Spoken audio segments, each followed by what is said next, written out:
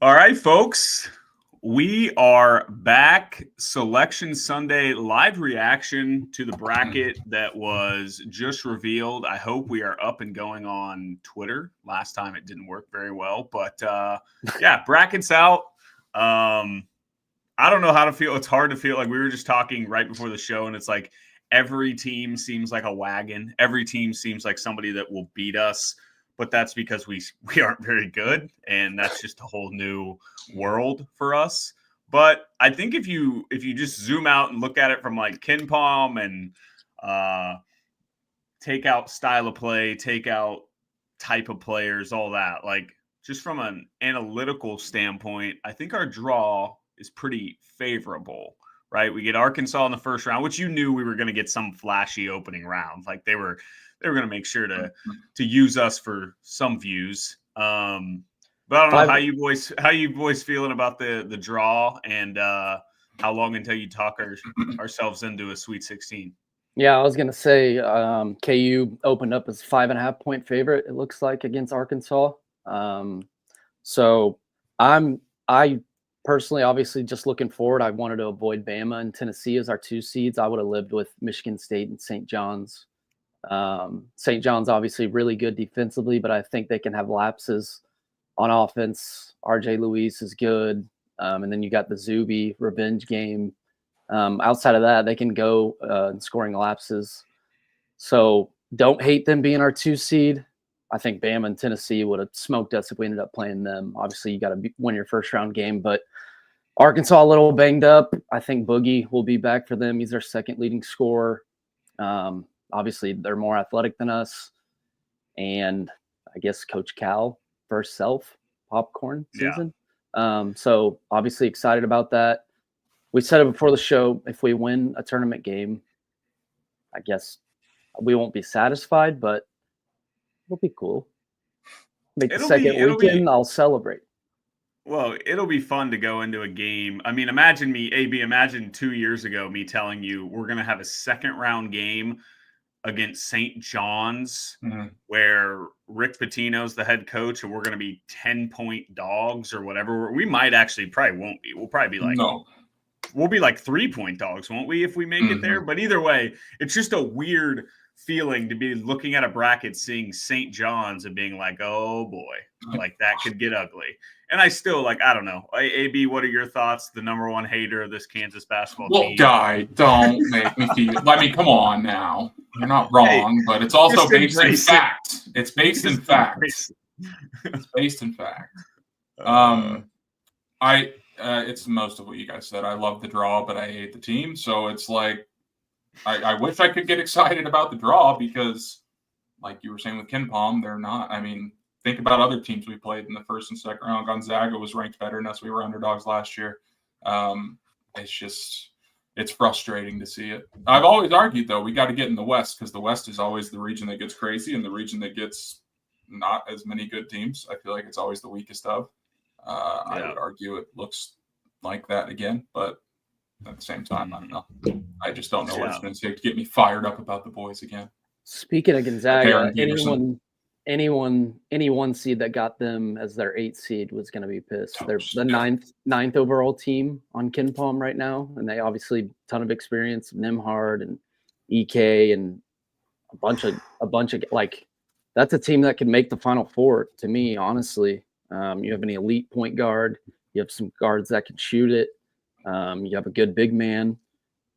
What region are they in? Oh, they're in the Midwest. So they play Houston. I think that would, if they do beat Georgia, I think that'd be a really good game. You got the third best team on Ken Palm and Houston, and you're against the number 9 Gonzaga. Obviously, Houston's elite defensively, but I don't know. I mean, Gonzaga would have scared me. Even like if we were good this year, Gonzaga's just always scary. I feel like they're like peaking a little bit. I think the main reason they're at the 8 or 9 is because they sucked like in the middle of the season or early in mid-season. So I don't know. I mean, the thing about Arkansas, they did beat us early in the year in that little like charity game, but we didn't have Dickinson, did we? I think so. He was wearing the chain on the sideline. Oh yeah. So but yeah, it's just classic. What I'm so excited to be done with at this program is seeing ultra athletic guards and being like, oh, we have no shot. Like, I'm so tired of that feeling. And it certainly helps that we have the best guard in the country coming in next year. But I don't know. Arkansas still scares me a little bit because of their personnel, but I think John Calipari is not a good basketball coach. I think he's been cooked for like almost a decade now. And Bill Self knows his stuff pretty well. So I think Self and the staff know what to expect. They'll have the guys pretty prepared with a week of prep. But how many times have Bill Self and Patino gone against each other? It'll be interesting to see them go up against each other if we see that in round 2. Well, either way, they're going to get a top 10 versus top 10, though. I mean, I guess it depends on where you rank Cal, but Cal versus Patino would be a huge numbies as well. Yeah. With Arkansas, it feels like a bunch of guards that just kind of chuck it and don't score efficiently. I mean, you're like John L. Davis from FAU, 39%, 38% actually. Boogie Flan, second leading scorer, 39% from the field. DJ Wagner, 40% from the field. So they're not efficient, but those are guys that obviously can get hot. Like John L. Davis is a guy that played in the Final Four. Shout out Kansas State. Unreal that team lost in the Elite Eight, but we won't talk about that. So yeah, I think defensively we've shown we can string together like insanely good halves. I just feel like we have guys defensively that fall asleep too. I mean, Zeke recently, man. Like Zeke made so many shots in Kansas City, he was awesome. But then there's possessions where falls asleep, guy beats him back door, or leave wide open shooters. We just struggle to guard the perimeter, which Arkansas has not shot it well from deep. So I feel like it would take. Yeah. Obviously, one of those guards needs to take over. Boogie hasn't played in a couple weeks, so he could be rusty. I didn't hate what I saw in Kansas City from us. No, I didn't either. People got angry at me on Twitter when I said I was angry at you. Dude, okay. All I said was I liked the fight out of the team this week. Like they didn't guard very well, but I was like, they showed some things offensively. They made shots, they made threes, and I'm like, you can't tell me you can't see that team we saw in Kansas City getting hot in a game and actually playing a little turned up on defense and making a Sweet 16. All I said is I'm officially at the point where I could see us making a Sweet 16 and people wanted me dead. Well, it was tough. I was mad at you for something else. We'll get to that later. Good boy. But yeah, I mean, it was weird because it was exciting, but it was also annoying because it felt like Wednesday was offensively the best game that we could possibly play. And we went to fucking overtime with UCF, man. Yeah. I know. That's where it just lost me. I agree. There were spurts in both those games where they looked fun and exciting to watch. But God, man, it's just the result. Yeah, I mean, again, process over result. They play like that on offense. I trust the defense will get back to form a little bit, and that's probably a recipe to make a little bit of a run. It was just tough to see it end in squeaking out an overtime win against the 14 seed out of the Big 12. Yeah, I mean that I immediately. agree with your point. That immediately became a bad spot for KU on Thursday night against Arizona. You just played them 5 days before in Allen Fieldhouse in a building where you've won that certain game 41 straight times. Senior day at Allen, 41 straight times, and obviously Hunter had a career high where Tommy Lloyd just wouldn't double, and you kind of saw. UCF do it a little bit, and yeah, we had to exert all that energy against a UCF team, go to overtime. But we had Hunt made a ton of threes. Zeke did too. We finally started attempting them, and we looked a little smoother offensively. Exactly. But against Arizona late, it was tight, and then we crumbled again. We start turning it over, can't get into our set. So I think they just ran out of gas. That's what I said. The loss to Arizona, I think we win that game if we just shut out. When Diggy makes that three in the corner for us to go up 13, be a freaking decent team and close a game out against UCF. Like, instead, you let them right back in the game, and now you're gassed. Hunter plays 40-plus minutes. Zeke plays 40-plus minutes. Just stupid. But that's the same thing. It's like beat West Virginia at home, who didn't get in the tournament, by the way.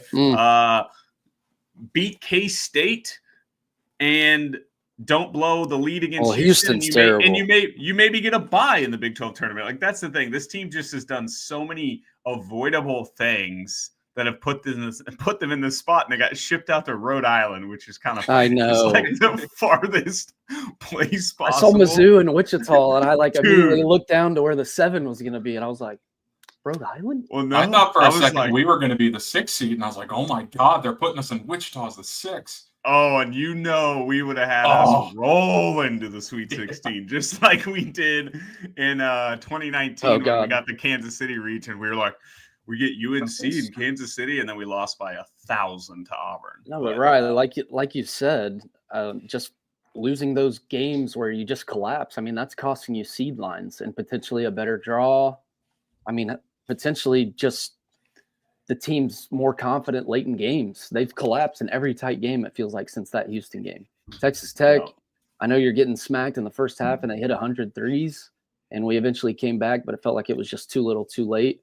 And we still had a chance late in the game if we just execute. So, yeah, any tournament game that's tight late down the stretch, obviously, I would guess a lot of our fans aren't feeling confident. And it would be great to just put a team away. Like we said, you ran out of gas against Arizona. If you just put UCF away, you might not have that issue the next night against an Arizona team, and that you beat an Arizona team, you might move up a seed line there too, and you have a chance to play Friday night. I know, and then you get Texas Tech, who didn't have Toppin, and it's like, it's stupid, or is that right? Did Toppin sit out that game? They didn't have Williams and McMillan. They had Toppin, but Williams and McMillan are their second and third leading scorers. Yeah, okay. I don't know. I'm an idiot. I didn't watch anything Friday night. But yeah, it's just like, I don't know. This team, it's brutal. The only takeaway I took from the UCF game was like, hey, we won a close game. Like, it's so rare. With their point guard fouling out. Yeah. In an absolute ref show. Like, it was, but hey, still, I don't know. I mean, you think about what we looked at like in that Utah trip. Oh, and somebody brought up it was very funny for like a brief day. We were like, hey, did AJ Storr be Remy? Like, and then Bill's like, here, AJ, you can play 8 minutes the next night. But, dude, I'm like, it's so insane to me because against UCF, like he looked in rhythm, confident, dude, like not shuffling his feet, not traveling. It's because UCF doesn't play any defense. Like, isn't that has to be why? The next night against Arizona, it's back to catching it and traveling, shuffling your feet, losing the ball, throwing crazy passes, launching bricks. I did get excited. I wasn't acting like he'd be a double-digit guy rest of the year. I think that's just how desperate we are for a wing to step up and score. Like, I mean, I swear on my life, you could put Anthony Bax out there for 2 Big 12 tournament games and start for Kansas and make more than 1 field goal and score more than 2 points. Rylan Griffin scored 2 points in Kansas City. He made 1 shot. And I'm not trying to just bash the guy, but you're starting at Kansas, and Hunter Dickinson gets all that attention in the post. You should get plenty of wide open looks on the perimeter and looks around the rim. He can't finish around the rim. DeJuan, multiple out transition layups against Arizona. One of them, that's why he missed the rim entirely.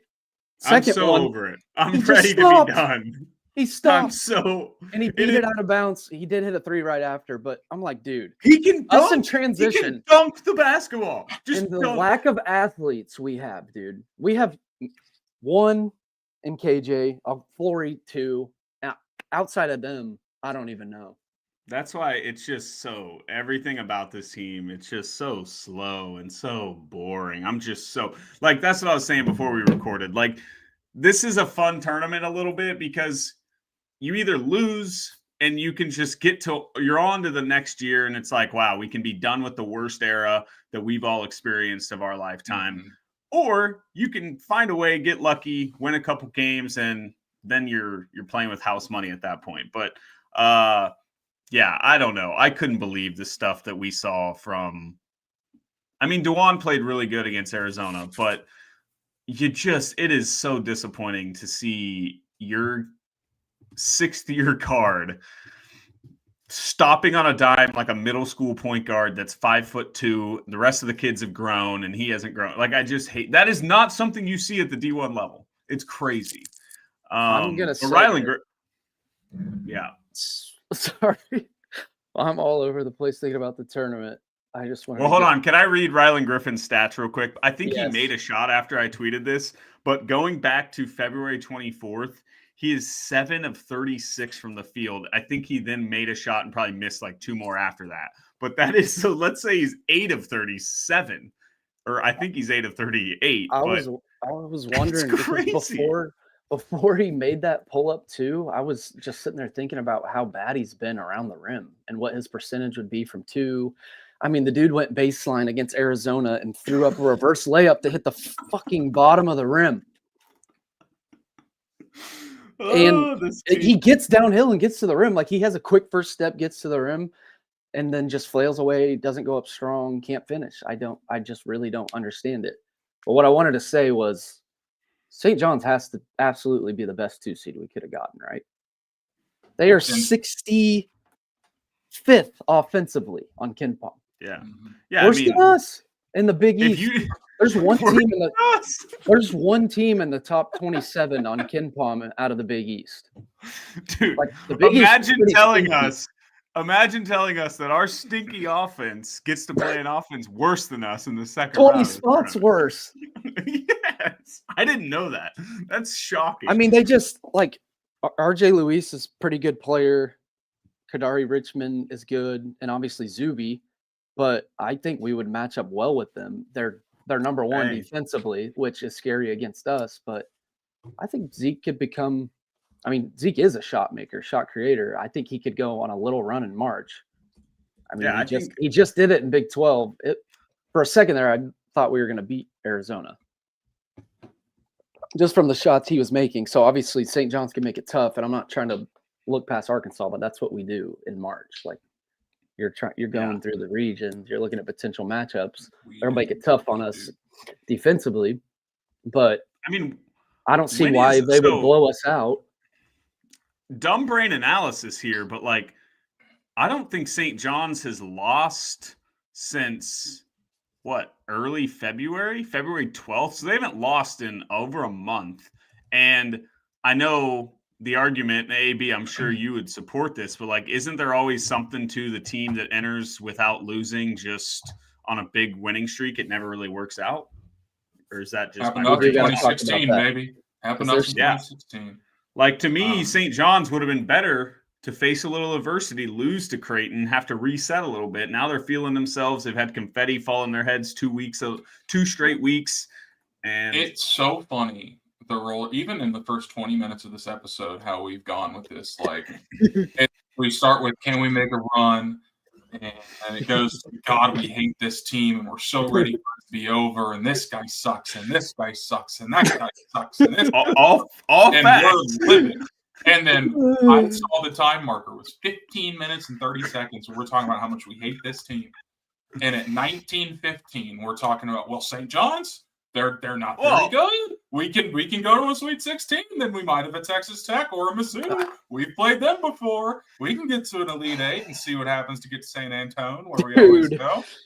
McNeese, I'm going to list off the teams and seeds that have higher offensive rating than St. John's. Oh, boy. UC San Diego is a 12 seed, Yale 13 seed, McNeese State 12 seed, Xavier 11 seed, Colorado State 12 seed, VCU 11 seed, Vandy, High Point 13 seed, They have the same offensive efficiency as Akron, who's a 13. AB net rating wise, they're 26.38 or 23.26 on a neutral. What do you think it would be? Like, depending on obviously no injuries first round. I bet they'd be like 4, just because it's. I mean, I know it's technically a neutral, but that's a home game for them. It's us playing in Wichita or Omaha or something.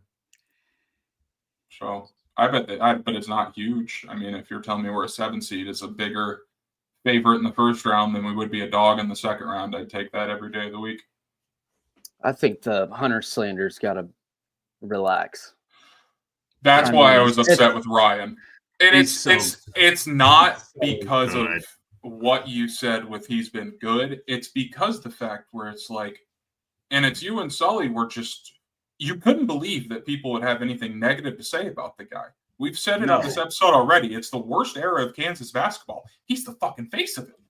Like, no, he's not. In 20 years from now, we're going to remember this team, and yes, DeJuan and KJ will be in it, but it's KJ, Juan, and Hunter. We're not going to remember AJ Storr, Rylan Griffin, Zeke, maybe Zeke. I agree. Diggy. We're not going to remember Diggy, but it's going to be those 3, and they're all going to get the same negative shaft that it's just how it is. It's like Diedrich. It's the same thing as Diedrich. Yeah. But imagine if nobody hates on Diedrich, and Diedrich's better, or Hunter Dickinson's better than Diedrich. No one looks at Diedrich that he's like this awesome dude. Like, he's just a guy. He's a Jag plus. It's just Hunter's antics. Dickinson. People don't like him. They didn't like him before Kansas, and then they see his antics on and off the floor. But my thing that was firing me up, yes, you're right. Hunter Dickinson, a pretty unlikable guy, especially when you're losing. But also, he's just, I can't stand when people are like, oh, but he doesn't play defense. Okay. DeJuan and KJ don't play offense. Like, why? If Hunter Dickinson was we hate on them too. Yeah, I know, but he plays better offense than they play defense, is the way I see it. Like, but the thing we're is, also taking the last 3 weeks where he's been, I'll say it, awesome. Like, we're taking that and we're just going to say that's what it's been the whole time. What about the fact that he's been an All-American line? He's going to be an All-American 2 years this year. You guys know my stance on this. The stats aren't going to agree with me, but the majority, and again, the last few weeks has been different. He's been good. It's been noticeable that he's been showing more effort at least. But, like, I don't care if he's got 20 and 10 when he disappears in the final 10 in a game in Ames in February, and it's a close game the whole time, and suddenly lose by 20 or something like that. Like, that's always been my issue. It's like, I get that he's going to put up the stats. He's a first 30 minutes of the game merchant in my eyes, which can be fine, and that's going to get you all the accolades. He hasn't been this way the last few weeks, but before that, that's what I saw. And maybe it's not his fault that he's slow, but it just looks like he's not exuding a lot of effort sometimes on the defensive end. He's been a major part of the worst team we've ever seen at Kansas in our lifetimes. Yeah, I'm going to have some negative feelings towards the guy. He's good. He puts up stats. Awesome. I'm still going to, like, and the fact that it was almost like we weren't allowed to have that opinion is kind of how you don't like him. And it was 1 a.m. I had just had a couple puffs of my favorite friend, and I was feeling it, and I was in a great mood. And then I see this suck fest for this guy that I don't really like that much. And it just pissed me off. All right, go ahead. Here's my thing. And then I'll give Here's my thing. What position on a basketball team is supposed to make plays down the stretch in March to win you games? You aren't winning a national title going through a big man. 2022. Yeah, sure. Dave made plays down the stretch. I'm just wings were elite. So I'm just messing around. Hunter could legitimately average 30 and 20 and it wouldn't matter because our guards are not carrying this team or making plays down the stretch to take KU deep in the tournament regardless. So it doesn't matter what he does. Like, I mean, that's the thing. He's going to maybe potentially win player of the year, but they are surrounded by athletes, guys that defend, guys that can launch, guys that can finish around the rim. Like, Auburn's just a wagon. You're not winning a national title, force feeding Hunter Dickinson and trading twos for threes. Like, this is what I want to bring up. I think Hunter Dickinson on 2016, the 2017, 2018 is a fan favorite because he would have been so good on those teams. Would that team have taken a step back defensively a little bit?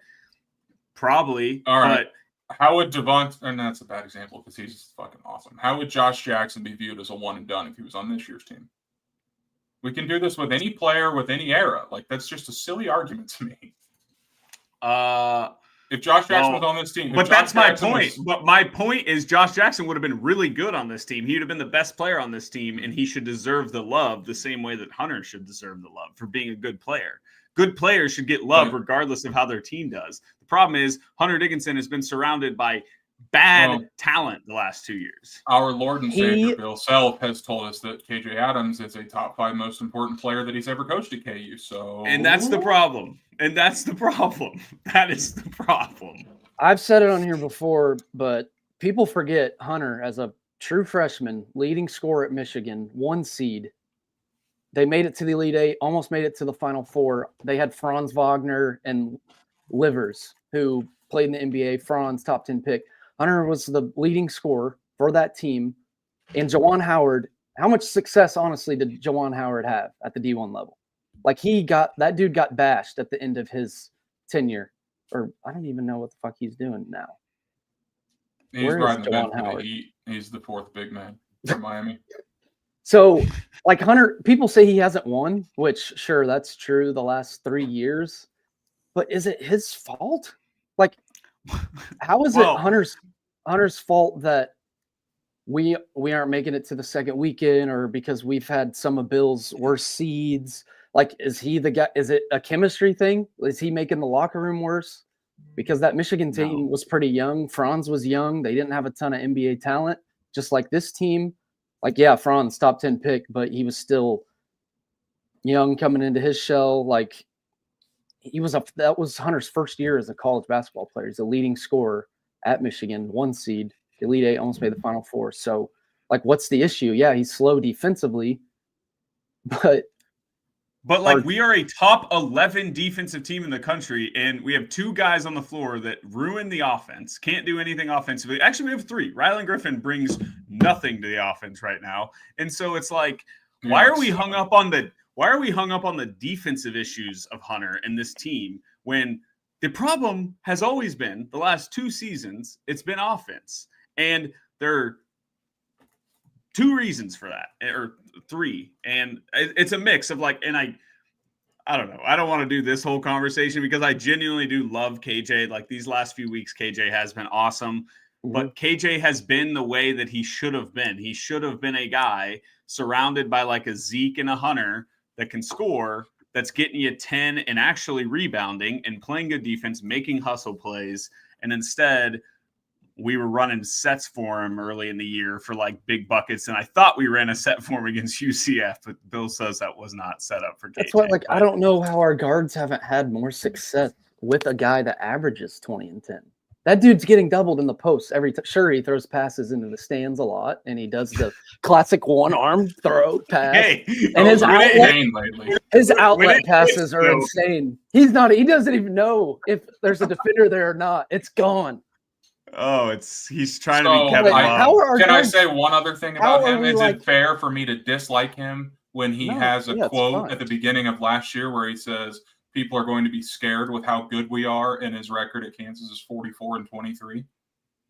Yeah, no, I mean, I think this whole team, it's honestly, I felt this. You guys know this. I felt this way for a long time, and it's not as much to do with, again, the stats, but, like, I just think he's kind of a prick. I didn't like him when he was on Michigan, so I didn't really love him coming in. I thought his announcement to come here was cheesy.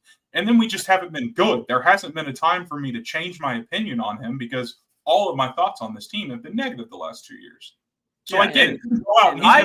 He's going to have 25 and 12 against Arkansas. We're going to lose by 1. John Calipari's going to take his shirt off and stand on the scores table. And we're going to be pumped that this era is over and we can move on to Darren Peterson and Flory next year. I have a question for you both. And it might be tough to come up with an exact number, but what percent of KU fans do you think enjoys Hunter or likes him? Would you say less than 50? Yeah. Oh, come on. I would say 40. There's not many people dude, when I defend Hunter, people want me dead. Honestly, I was I think over 50% of our fans don't think he's a good player. Like, No, not, and like not I even am liking him or totally, not. They don't think I am he's totally with AB. Hunter Dickinson's not a. I don't think he's a winner. I don't think he's a guy that you want leading your team. But that's what frustrates me. We didn't necessarily bring him in to be the face maybe the face, but he shouldn't be the leader and the guy that's like rallying the troops in the locker room. It should be the 5th-year starting point guard. It should be the KJ Adams, and I think that's just not DeJuan's nature. He's more of a, I don't know, but those guys haven't improved. Like, nobody's improved around Hunter, and it just sucks. Like, we can argue about this all day. The system, and AB, you were right last year in the offseason. It was never going to work. These three could not work. And that's all it comes down to. So for not getting too excited about this team. I can't believe I cannot believe our coaching staff did this. I really can't. That was my next question. It's crazy. Who do we blame? Because obviously, we like KJ. And I think deep down, we're going to look back at DeJuan. I think we're going to remember more early DeJuan than late DeJuan, at least I hope. Yes. And I think both Hunter's numbers have been good enough where I do think the general public are going to probably come around to him. Remember, he's a pretty good player, probably in the same shade as Diedrich, whereas a couple great seasons, didn't have a lot of success in the tournament, whatever. Do All-Americans go in the Raptors? But do All-Americans go in the Raptors? I don't think he'll be first team because what was he was second last year? I think so. Yeah. Speaking of that, Hunter was the 4th highest rated player according to Ken Palm this year. Something like that. It's just, that's the thing. Like, all of our brains are broken. Mine's broken in ways. People that act like Hunter Dickinson is the problem, their brains are broken. But there's elements of Hunter that they are right about. And so that's true. But to pretend Yeah, AB, where were you going? I'm sorry. Well, I want to mention this too. I want to ask, do you think more people don't like Hunter or think he's the problem? Because I think those are two different things. I don't even think I would say he's the problem. I just don't enjoy him. And that's the thing. May seem rough, but I can clearly see the bigger problems are the fact that we have a point guard that hadn't improved since his freshman year and a 4 that hadn't improved since his freshman year, and our coach is in love with both of them. Like, that's our biggest problem. And I don't know. I think those are two different points, I guess, is my main thing. That's the thing, is going into the year, if I read you off DeJuan and KJ's stat lines, end of the year points per game and stuff, you'd probably be like, okay, yeah, that looks about right, around 10 points a game. Like, we didn't think we were, maybe AB wasn't, but I feel like me and Rye were 100% convinced their minutes were going down. Bill Self said this is never happening again. Those guys played so many minutes last year and it failed, and they did go get players. Obviously they didn't fit, but if you would have told me before the year that they were playing this many minutes, I would have said it's going to be a failure. And it's nothing against those guys. Casey Ohlert in the comments said above about if KJ came off the bench and had a smaller role, he would be thought of so much differently at Kansas. He should be. He'll be loved. He'll be loved no matter what. He was contesting Caleb Love in the national championship on the last play. Almost blocked it, man. But yeah, I feel like the roles that they've been forced into kind of diminish their legacies. That brings me into my question that I was trying to start a few minutes ago, and then we got sidetracked with another point that I brought up because I'm bad at bringing up points. We got to blame Bill a little bit more in my eyes too, because they're for multiple sides of this, falling in love with the wrong guys in the organization and outside with the transfer portal. And then just whether it's fit, whether it's personality, whatever it is, the overwhelming majority of the transfers we bring in get worse than they were at the previous stop before. And that's Bill, that's the staff, that's Bill for not changing the staff in 20 years. The guys leaving get better. Yeah, it's fitting and getting better. Yes. If we made a team of all KU transfers that left and that are still playing, does that team beat the current version of the Jayhawks? With Tyon, with Zuby, with Phylon, with feed me some more. Feed me some more. It's frustrating. But then again, it's like, why do transfers fit? We see AJ Storr and Rylan Griffin play really well at other schools. How do we know that Zuby and all these dudes we just mentioned that have gotten better at other schools, how do we know that's what they would have come here? And I think there's probably a better chance of that, just because most guys that stay in this system for years do get better and do have a breakthrough. We're just kind of seeing two outliers with that right now for consistent starters, I guess.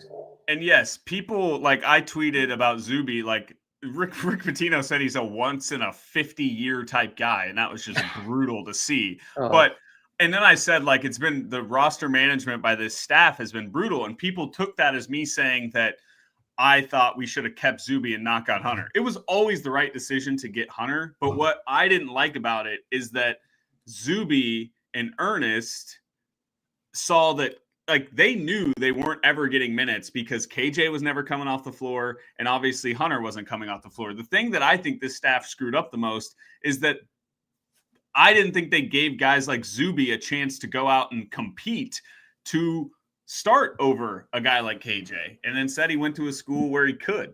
And I don't know. I don't think the answer was keeping Zuby and starting him as a sophomore after he played no minutes freshman year. Yeah. But can you keep that guy and be like, hey, man, like, that 4 spot is wide open. We don't know if Hunter's coming back the year after, so maybe you're playing the 5. Instead, I just think he knows, he sees the practices. KJ Adams was going to play 35 minutes a game, and there was nothing he could do about that. It's just crazy how these transfers at the top schools, like, seem to fit or hit way more frequently than they do here. I mean, not many have. Like, I'm just looking now at some of the top seeds. Florida, you have Walter Clayton, Elijah Martin, Texas Tech, all their top scorers. Toppin came from New Mexico. McMillan transferred. Darian Williams. Memphis with Dane Danger. Mizzou. Mark Mitchell, Tamar Bates are players there. Who else we got? Bama, Phylon, Grant Nelson, Mark Sears. Yeah, Mark Sears was at Ohio. I did not know that. Everyone is succeeding with Auburn. Janai Broom might win the Player of the Year. He was at fucking Moorhead. We could have recruited him. Jesus, who else is there? We could have got the Player of the Year. I love that. We're just like, we could have got Clayton. Like, which, how many? Honestly, we should have got Clayton. I'm so mad. Walter Clayton is my favorite guy to watch in the entire country. I love him. No, we don't. And we were like, I love the Colin Cowherd meme that's like, even follow Patino to St. John's. Hey, we're good. We're good. We got DeJuan Harris. Like, all those memes that the burners are doing with Colin Cowherd being like, no thanks, Walter Clayton. See, AB, back to your point. Like, taking certain guys or being loyal to certain guys is costing you so many bodies. Like, because you're balls deep and certain players, and they automatically have a role because they fucking play defense, they play hard, they dive on the floor for loose balls. So because you have them, you're not recruiting multiple other guys.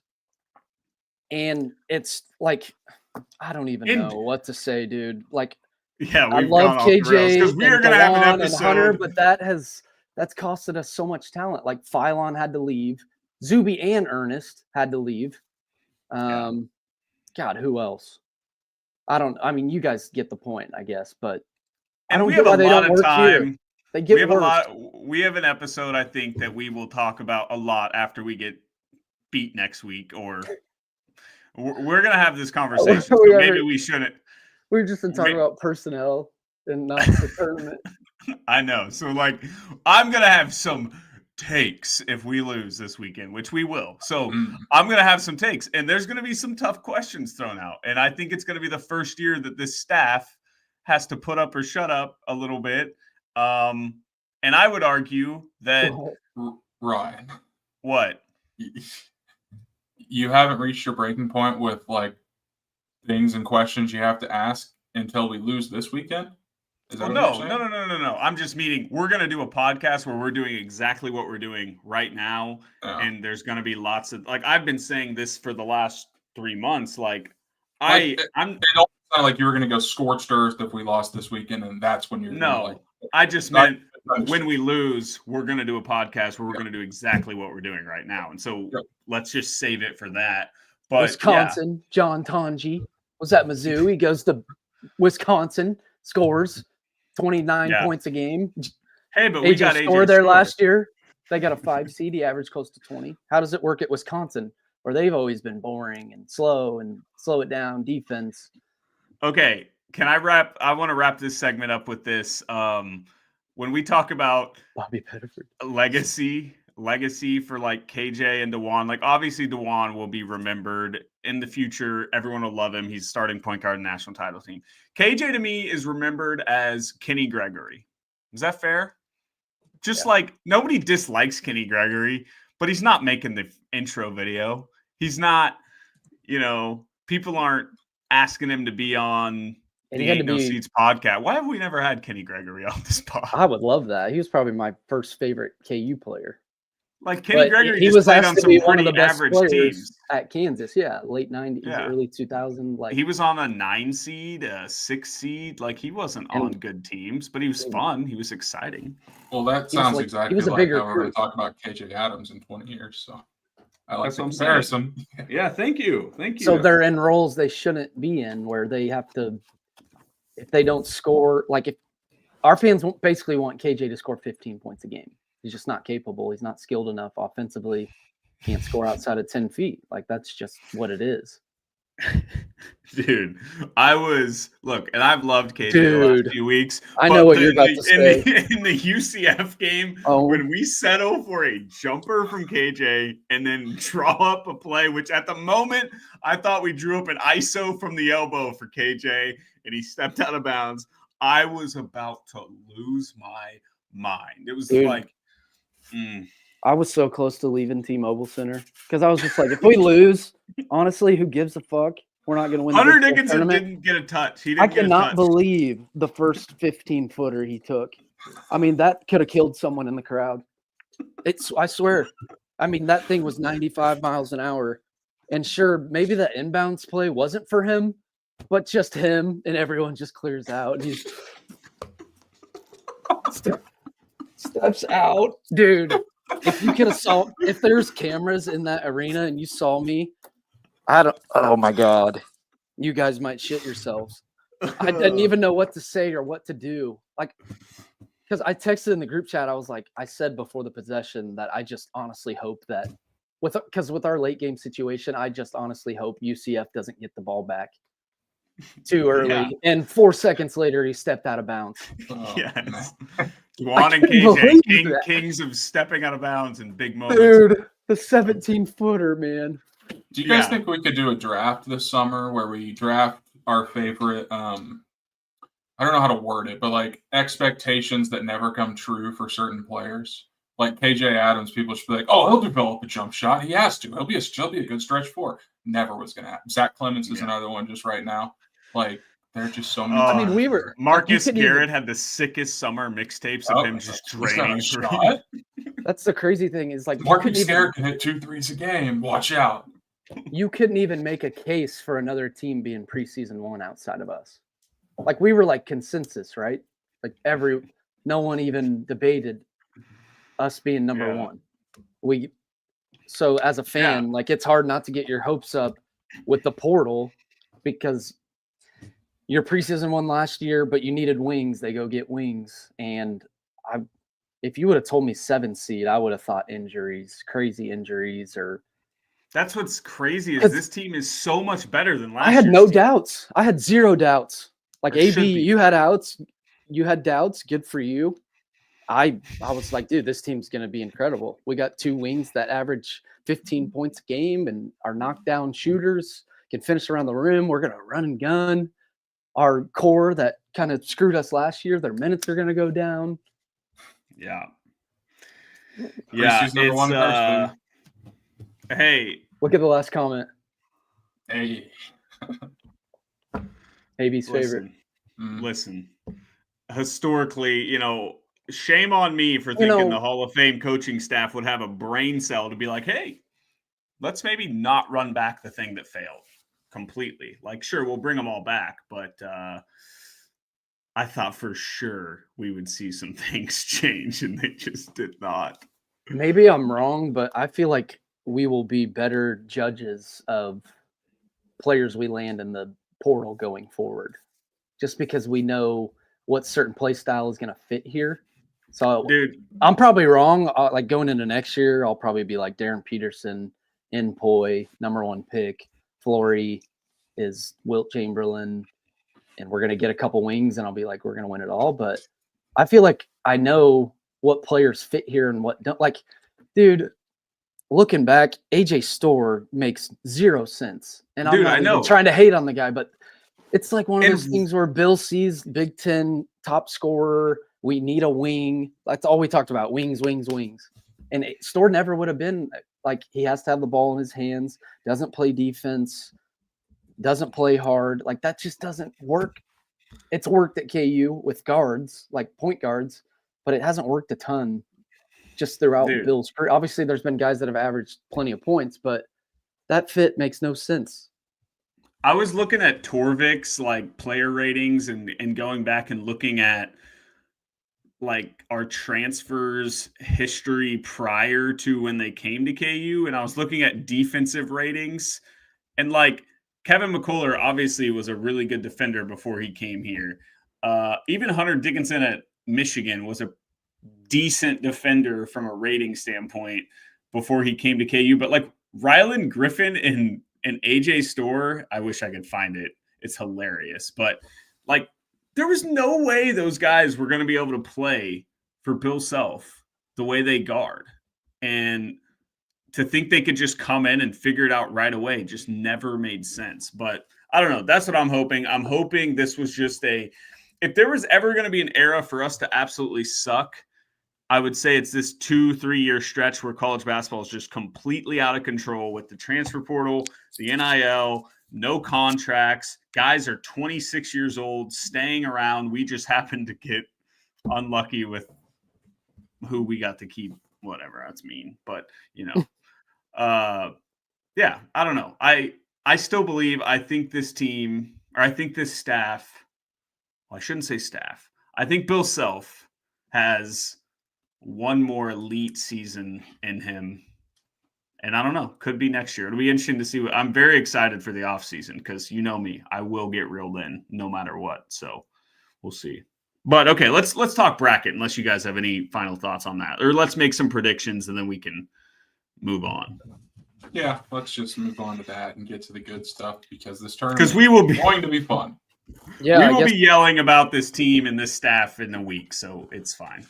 Do you guys want to talk like certain matchups or like Final Four picks or like sleepers? I haven't looked or just deeply into KU's like a ton region? of games, but I could do a Final Four prediction or some like elite first round matchups or something.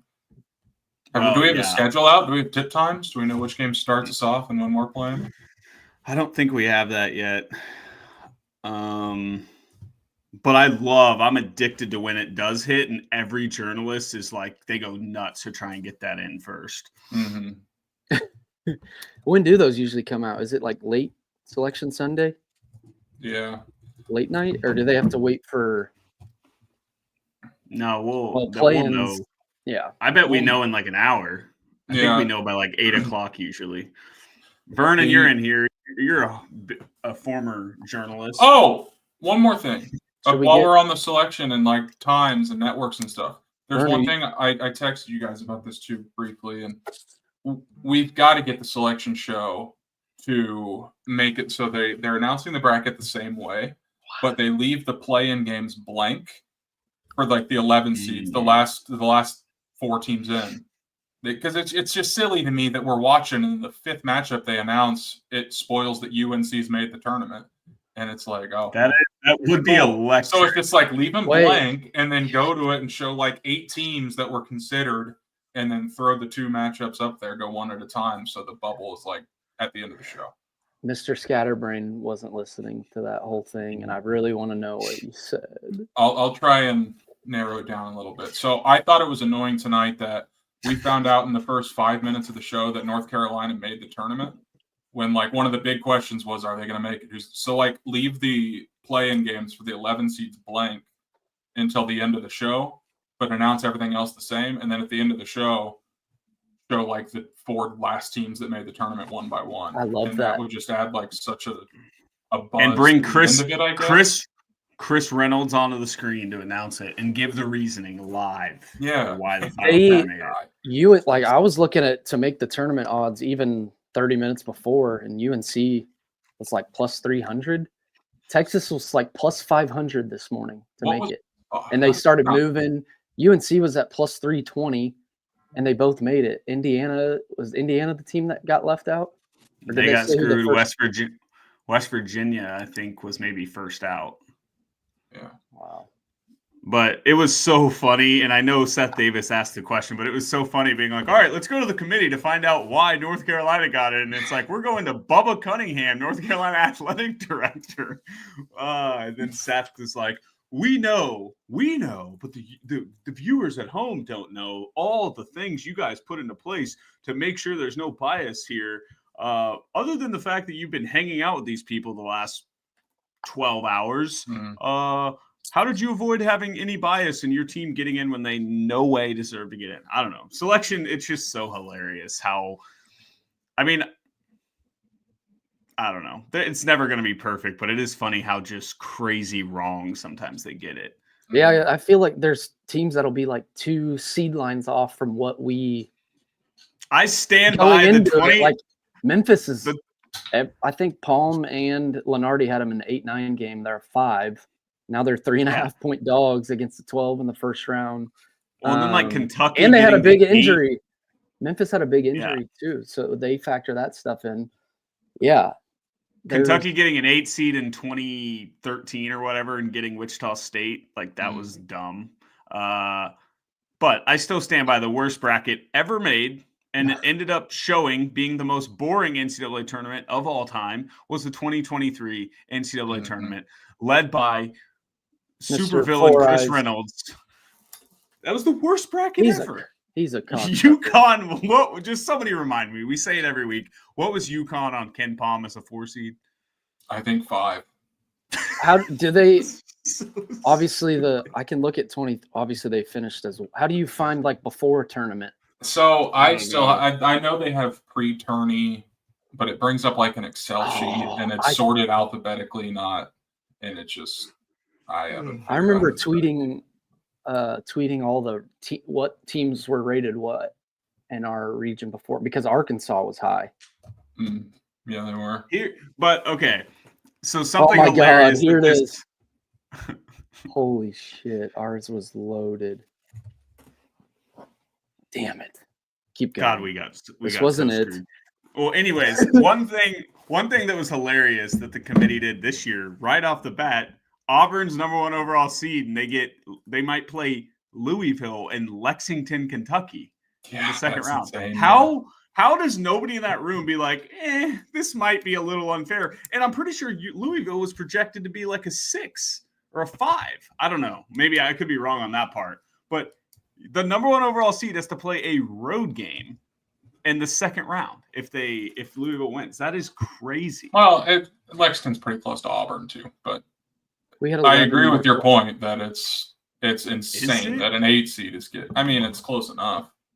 Yeah, I don't know. Not as close as Louisville, but I mean, it's. Yeah, I mean, it's still the East, but. Yeah. I know. Well, I for sure know that UConn was 4 on Ken Palm that year. Hell yeah. 4th best team as a 5 seed. Yeah. So we had 5 top 10 Ken Palm teams in one region. Imagine. These guys are selected to be a committee to seed a bracket in a fair way. The highest 3, 5 4, of the top 5. 10 teams. It's because they just obsess over their stupid net. Geography, baby. The highest 3, 4, and 5 seeds. I mean, I'm thinking Auburn has at least like a 4-hour trip, 5-hour trip. I'm doing the search right now. I'm pissed. Right. Auburn has a 7-hour drive. Geography major here. Just kidding. Not a geography major. Wow. Louisville has to travel the daunted 75 miles. And Dude, little over an hour. Oh, if I thought Louisville was any good, I would pick them. But you said right away, AB, you think Creighton's beating Auburn. Yeah, and then I looked at Ken Palm, and I didn't realize they were like 40th in Ken Palm, so maybe not. Creighton stinks. I think Louisville's coach is kind of funny and seems like a guy. I just can't get behind that little Ashworth point guard guy. Remember when Pop Isaacs Steven went for Ashworth? 100 against us, and then all of a sudden pours something like a day just later? rode out on just into the sunset, never to be heard of again. Well, he got season-ending injury. Yep. Yeah, I know, but that was why it was funny. He has the career game, and then his season's over. Like what? Did he hurt at that game? No, it was the next game or like in practice later it was stupid. I'm so triggered. I can't find the fucking Ken Palm rankings before that. It's fine. It was 5 top 10. That's all we need to know. Like we had 11 more quad 1 wins than Houston. 11. Hey, but Houston had most ever. They had close losses. Their losses weren't by very many points. Remember? I feel Reynolds. Maybe if I ever see that man, it's on site. I'll probably shake his hand and apologize that being mean to him. Our bench wasn't very good that year, but I feel like if we got a decent draw, we could have at least made the second weekend and maybe a Final Four because J. Will was on a different level. You got a lottery pick. The thing is, was Bill ever coming back? That's what the big question is. Like they made it seem like Bill could maybe be back, but I'm not convinced they would have. It's Vern's fault. He said Bill was out for the tournament, and then it happened. God, Vern, that was honestly. I'm a Mike Vernon guy now. We've had our ups and downs. I thought it was a crazy move for him to tweet that before senior night in 2022. That was crazy. No, you said before 2022, didn't you think this is wrong that we're making him respond via YouTube chat? I just saw he was in here and I was trying to mess with him. We're talking about the year before that, Vern. We did win it. Yeah. I remember the exact day because we had Texas senior day, and I was with Tyshawn, and all the former players were showing the tweet to everyone, and they were like, "Oh my god, this is really." Oh yeah, and he did write a really good whole breakdown of the thing. And so it was very possible. It was very possible Bill missed that season. Thank God he did not. Well, they did it the next year. They punished him the next year, and then they punished us with draw and region and #1 overall. That's true. That's true. All right. Apologies for the Self used to be good. Won a natty and then should have been #1 overall the next year. Yeah, that was. I thought we were about to go on a all-time run, and instead, like, Jay Wright run two natties in a short span. The thing that drives me nuts about Bill's whole legacy is, I mean, it's perfect. Like you can't ever argue it, but he's never been to 2 Final Fours in a row. That drives me insane. And I thought we were going to get one of those in these final 10 years, and instead we stink out loud. 08, but let's 12. just 08, 12, 18, and 22. Let's. We're not going back till 2028, baby. How the numbers work. Let's just do some Final Four predictions, and then I'm probably gonna have to hop off and go eat dinner. So I could go. I'll lead us off. I've got it ready to roll. All right, let's hear it. Unfortunately, we have Sparty coming out. Oh, of the South. January, February. Look, I know I give him shit, but I think Auburn loses first weekend. It's Bruce Pearl in March, and we've seen it once or twice. And again, Louisville in a home game, that's a dangerous spot, in which I think Louisville makes an Elite Eight. Sneaky. I like them. I'm going with Duke just because I've had a feeling they're going to do it this year, and if Cooper Flagg actually does come back, I think they're going to be fine. Hate to be boring. Houston is another 1 seed going in. And then in our region, I don't know yet. I really don't. I thought I was going to go Florida, but I don't want to go 3-1s. I know. But I don't think it's John's. If Tech's healthy, I can see it. Especially since they would avoid Florida at least till the Elite Eight. But God, Darian Williams was in a boot on Friday night. And McMillan didn't play. Not great. I know the Big 12 tournament or conference tourneys aren't crazy important, so it might have just been precautionary. But I feel like if they're healthy, they have the pieces to do it. They got shooters. They got bigs. Maryland's the same way. They just aren't very deep, but they defend. This So- sucks. Duke is sleepwalking to that. Yeah, they are. Other than maybe. Flag doesn't even have to play the first weekend, and they sleepwalk to the second weekend, and then he comes back. I mean, maybe Arizona gets hot and messes with them, but They might not Bama Duke would be a very fun Elite Eight game. So they're not sleepwalking, but Bama No, like Duke might not have to even show up for the first 3 games. Like they might just. Hey, remember when they are in the Elite Eight? Remember when Duke got rewarded with Jamal Shedd getting hurt, and then they went on to play in the Elite Eight against NC State and lost? Ryan, you really hate to see that. DJ really Burns, the legend. Guard him, Cooper. And the year they were like the best team ever, they should have lost to UCF in the second round. Somehow. What's UCF's coach's name? Ronnie Dawkins. Johnny Dawkins. Are we getting burned on? Last year, I got to get off and eat dinner. But remember when he had his little pregame for KU UCF last year? He said his most memorable moment coaching college basketball was almost beating Duke in the tournament. The team he played for. Yeah. So, I mean, you got to make a pick right now, AB. You want to be soft and not make one? No, I don't. I don't want to be soft and not make one. So I'll go with Maryland. We'll go with Maryland. The Terps. I like that, dude. Dude, I like it a lot too. Yeah. Have you seen the way I sent this TikTok to you and Alan, AB? But have you seen the way they've lost their last 4 games? They've all been under 10 seconds. I've hardly watched any college basketball, and I saw their last 2 live. The Michigan and Michigan State ones. Just brutal. Can't imagine I'd be in tears. But they got a good squad, man. Yeah. Okay.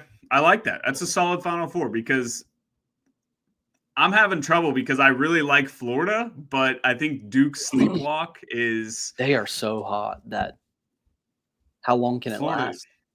Yeah. They're the best team in the country to me. Maybe I'm wrong there, but I just think most complete. Me and you love Walter Clayton, though. Like, I'm kind of but he's just a guy. You know he's the guy in the Elite Eight. He's hitting a big shot. He's just the guy I want in an Elite Eight. That guy was at Iona. In the portal. We need a scoring guard. All right. I'm going. Oh, by the way, I saw Iowa State as another guy out. So, like, Ole Miss. Keyshawn Gilbert?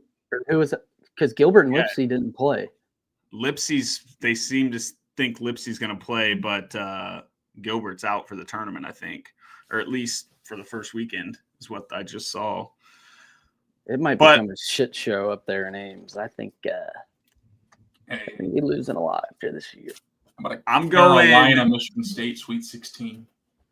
Dude, South Region is so hard for me. Sorry, we got to let Ryan get his Final Four prediction off. He's been trying for minutes now. I'm so sorry. Yeah, jerks. But I'm going to go, unfortunately, AB. I love the pick. It's Izzo time. I feel like it's an Izzo year, and I want them to win the whole thing. No, that wouldn't be as fun. I think as of now, I'm going Michigan State. I'm going to go – I hate the thought of Duke, man. You can't even pick them. It just drives me nuts, but I'm going to go Michigan State, Duke. It's just a joke. They've got a cakewalk. And then I'm going to go – I kind of think the chaotic bracket might be the Midwest because, like, I think Gonzaga could beat Houston. And then if that happens, anything can happen.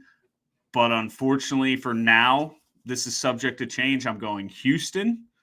And then – God damn it. No, this sucks, man. Because AB, you're right. You get to the point. You just want to put 3 1 seeds. The 3 1 seeds. 3 1s and a 2. We know that doesn't happen. I hate that. Hate it. So I'm making a change. No, never mind. For now, I'm going Houston and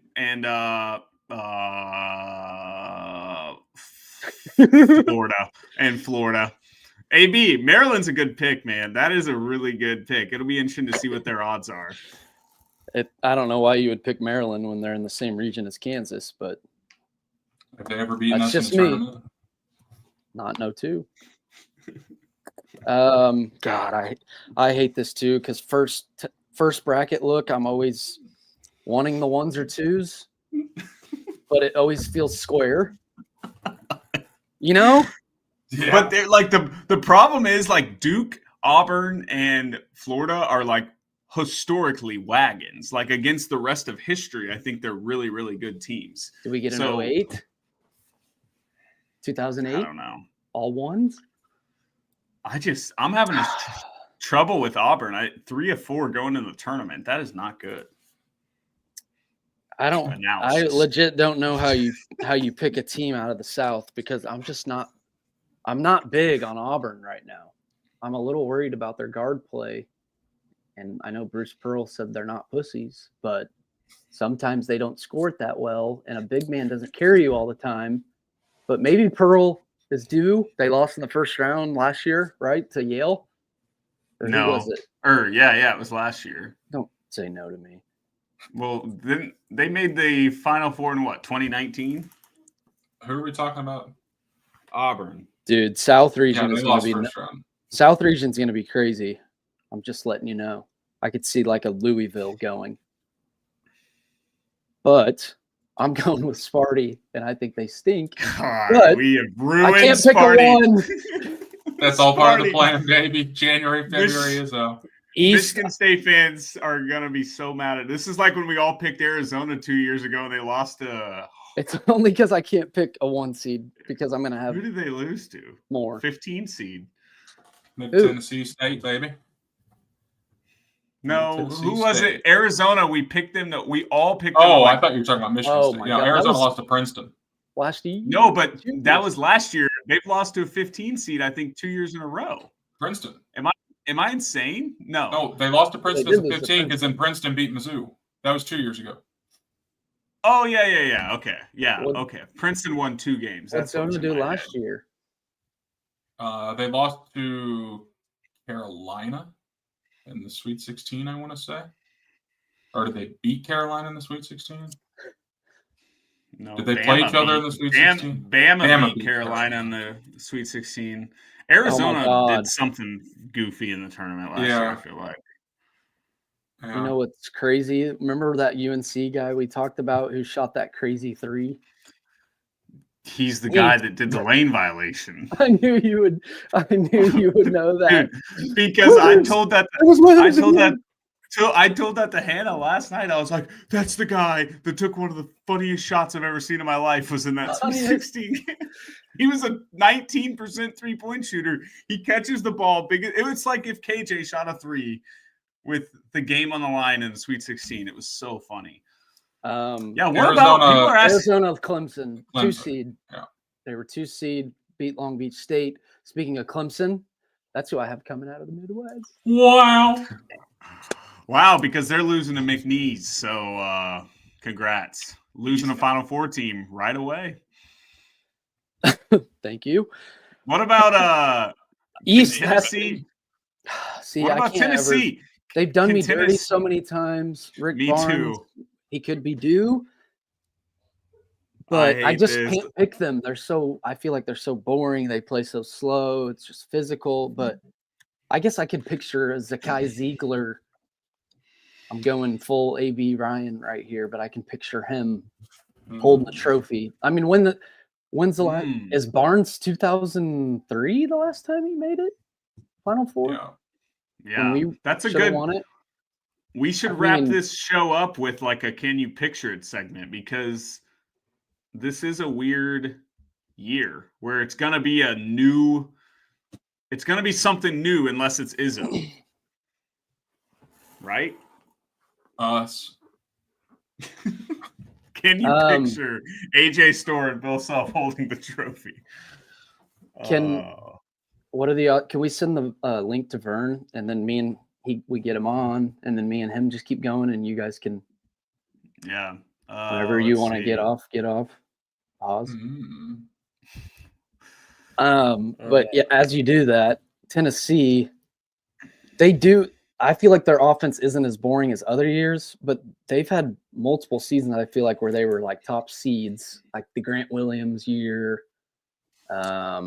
when they had Admiral Schofield, like they just can't get over the hump. Last year, obviously, with I fell for Schofield and Grant Williams every year. I loved those teams.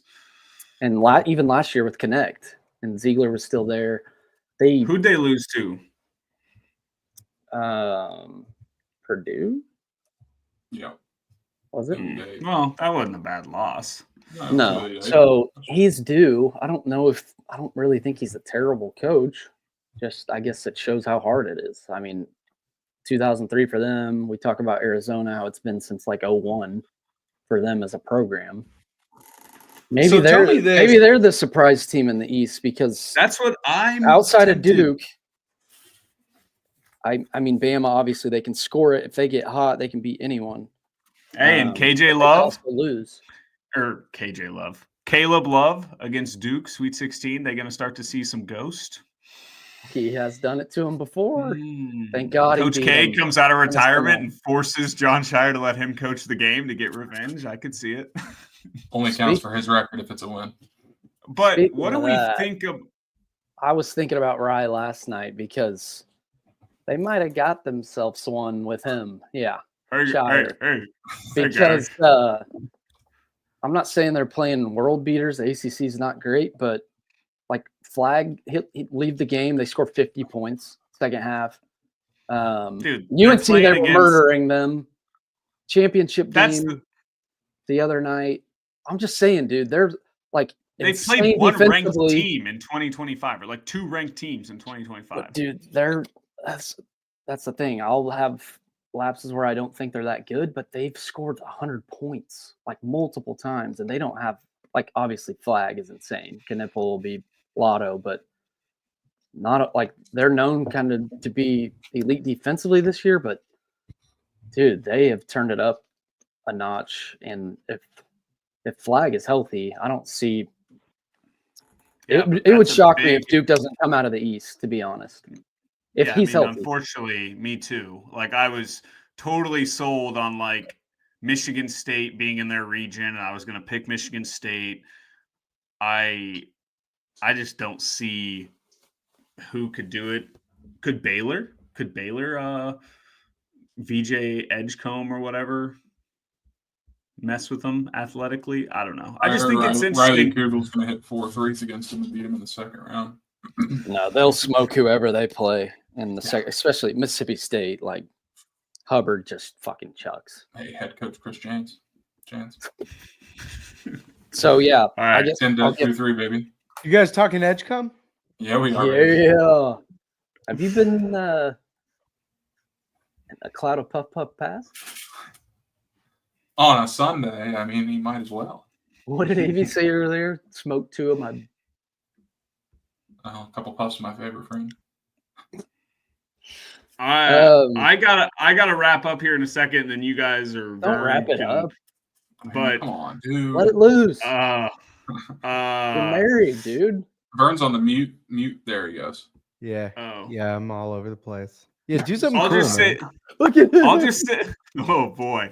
I'll just say this. I want Troy to beat Kentucky very bad. And that would be the funniest. Vern. What did I just do?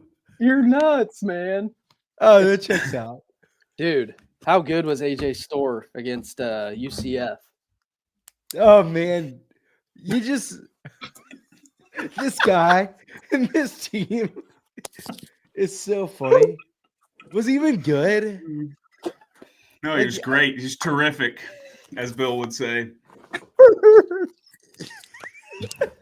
Someone tweeted at me like the next day and was like, I thought you said Storr was back. And I was like, you should not take anything about AJ Storr on this app seriously.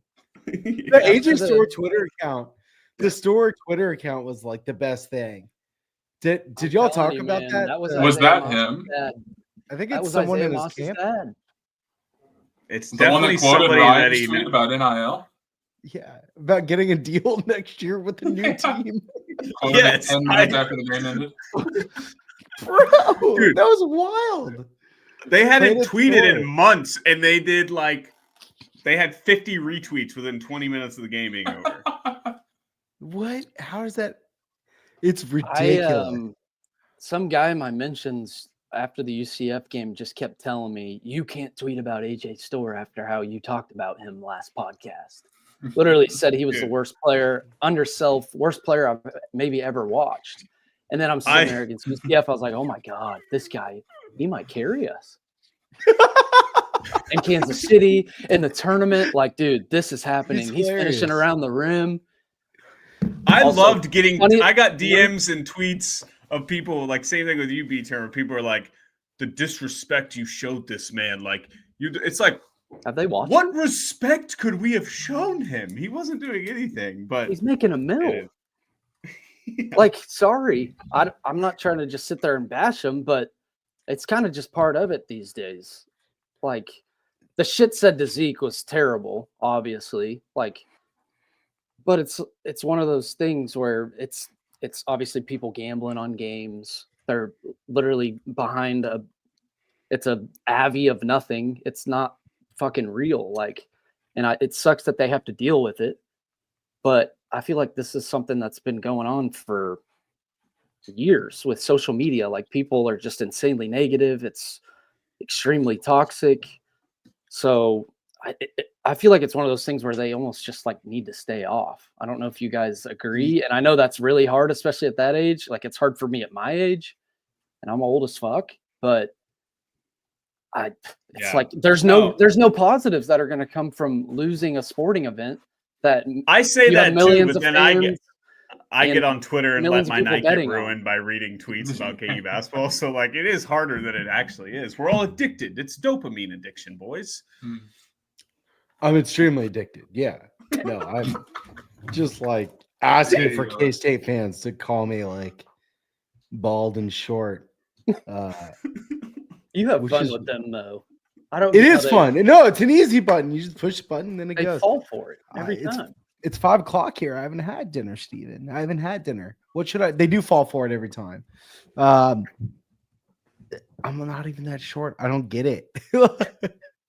I am bald though.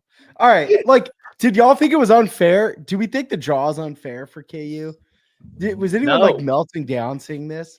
I think it's one of those things where they're gonna say it's hard no matter what, because it's the fucking NCAA tournament. Every team's probably good. And someone asked earlier, like, would you trade spots with any other 7 seed? And I think the only one would be like Marquette. No, I liked UCLA's draw. UCLA, yeah. Let me see. Yeah, I'd rather have UCLA. Well, Tennessee would just out physical us and guard us to death. Like John's will be the same, but Tennessee can score it better than St. John's. Yeah. Vern, St. John's is 65th adjusted offense. 65th. Like, there's 68 teams. Oh, yeah, that's crazy. Yeah, no. St. John's offensively, is like not a bad matchup, y'all. St. John's is the best. It's the best 2 seed you could get. Though Zuby's looking at that bracket. He's getting hot and sweaty. I don't blame him. Look ahead spot. Oh, 15 Omaha. seed. 15 seed comes in. If they're that bad adjusted offense, what is Omaha 66, 7, or 8? Hey, and I was also saying, like, St. John's hasn't lost since February 12th. You like to have a little adversity before you get to March. That's what the people say. They're due. But also, here's the thing: our guards will not be able to create anything off. Well, that's good. Against St. 96 offense pretty good for mid-major and the Summit. Yeah. But I love this. Omaha money line. Remember I was convinced that Auburn was going to lose as a 2 seed in the first round? You know who else is on upset alert round 1? Me, if I don't eat stomachs or put food in my stomach. I'm delirious, man. I gotta leave. When's the last time you ate? What happened more recently? St. John's lost or AB had dinner? St. John's lost. Anyways, before I get out of here, Vern, you're fucked in the Sweet 16. Braden, you're fucked in the Elite 8. The Jayhawk focus bracket? No way. Iowa State is who is on upset alert. Iowa State banged up. They're already ruling guys out. I don't think they're bought in. They're not bought in. Nah. They got AJ Store issues? Yes, I have heard. I think Otts is a maniac, huh? I think I think he's tough, guys. I'm pretty I think sure, he's like, real tough. He Lipsy lifts, might though. be leaving. Like, Jayhawk. Oh, Gilbert. I don't. Wait, Oh. like transferring? yes. I hope we don't go get him because that's a guy Bill Self Bill. love. Well, he guards and Braden Smith. he controls the game. I heard he's Whoa. Kentucky bound. Wow. Is that the chatter? Mm-hmm. Braden Smith? That what year sucks. is he? He'll be a 5th year, I think. Or wait, no, he'll be a real He's young. senior next year. Yeah. Yeah. Because he started as a Young. freshman. Ole Miss is a tough second roundy for Iowa State if Ole Miss beats Drake. Yeah. That's a Chris coached. Beard Otts, like kind of hilarious coach matchup. Just like a lot of red face happening. A lot of red face. That's pretty fun though. I think Chris Beard has a sneaky chance at getting to an Elite Eight because people forget he beat Sparty in that Final Four with Texas Tech. He knows what Izzo's up to. That would be a good matchup. Wrong side of the bracket. Wrong side. Iowa State's not making it out of the first weekend. That's all I'll say. Because my bracket fucked up. Oh, I got bracketology open. Whoops. Vern, Who would you looking at a projected bracket? Jesus. I just clicked back. I was on the wrong tab for a second. Oops. He's like, Kansas got a 4 seed. He's looking at the projections from February 1st. Wow, Lenardi loves them. It's like, if you get the bracket committee, pulled up, Vern, yeah, I do. Who do you have coming out of the South? Okay, I think that's the toughest one for me because I just can't buy in with Michigan State offensively. And I know Auburn's a wagon, but yeah. I mean, can I not take Auburn? No, I mean that's a brutal draw. Like, let's be clear. Where I don't know, like the concept of Louisville and Lexington is just like enraging. I heard y'all talking about it. That was the Ain't No Geography podcast. A&M is flawed. Yes, I hate Yale them is offensively. pretty fucking good. Like I low key wanted us to get lucky and somehow end up with A&M as our 3 if you get like a 6 or something. Yeah, like that would be really fortunate. I saw Sparty. I saw Auburn. There was one where Arizona was our 4, and I was wanting that because they obviously just beat us, but I don't hate the matchup against them. No, I'm looking way forward there. Like that would be second weekend, but I was hoping Michigan State or St. John's as the 2, and then getting like an Arizona as the 4 because like Caleb Love's a good player, but there's also he's shown he's capable of shooting his team out of games. And for some reason Arizona just like won't double Hunter. Hunter missed like 12 layups. He could have had 40 again. Boys, I thought your boy Dewan had some great too. layups. Can we talk about the Dewan layups? Ryan, enjoy dinner, man. Guys. I'm gonna join the chat because I gotta keep hearing what Vern's up to with this bracket. So we'll see it, boys. I'm looking now. Yeah, the real one. Tell Short to get on. Christ. How do I get Short on if he wants to come on? Just share button. Share, just give him the URL. Share the URL. Where all right. So I'm looking at this. Auburn's got a really good run for the South, and I'm looking at futures here. DraftKings futures right now. Auburn and Duke are the 2 favorites at plus 350.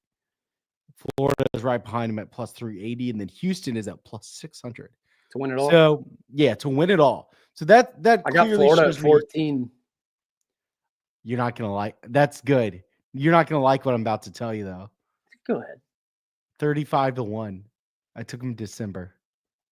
That's beautiful. Yeah, that's like my finest moment. Hypothetically, just saying if I could have done. You have a lot of those, so you snagged them at 35. What made you like? I was watching them early. I've been watching Todd. See? Watching sports pays off. Yeah, yeah, I can. Todd Golden was at San Francisco. I lived right by the stadium. I've been watching Todd Golden for a while. That dude's a stud. He's the Florida coach. No, but future Kansas coach. Some are saying a golden era. I mean, like youngest, brightest coach right now in the game Golden shower. for the Jayhawks. Golden. Of course. Yeah. It's a golden shower in Lawrence instead of banner year. I hate saying that because Katie's the nicest man. Yeah, no, it's good. The nicest man. It's a golden shower. They've struck in gold. They've struck gold in Lawrence. Oh, I'm here to live with Todd, or I need with Bill for a while, even though it's frustrating. But I know Todd Goldman. Why not? Why not meet him on the way? I think there's chatter. One day.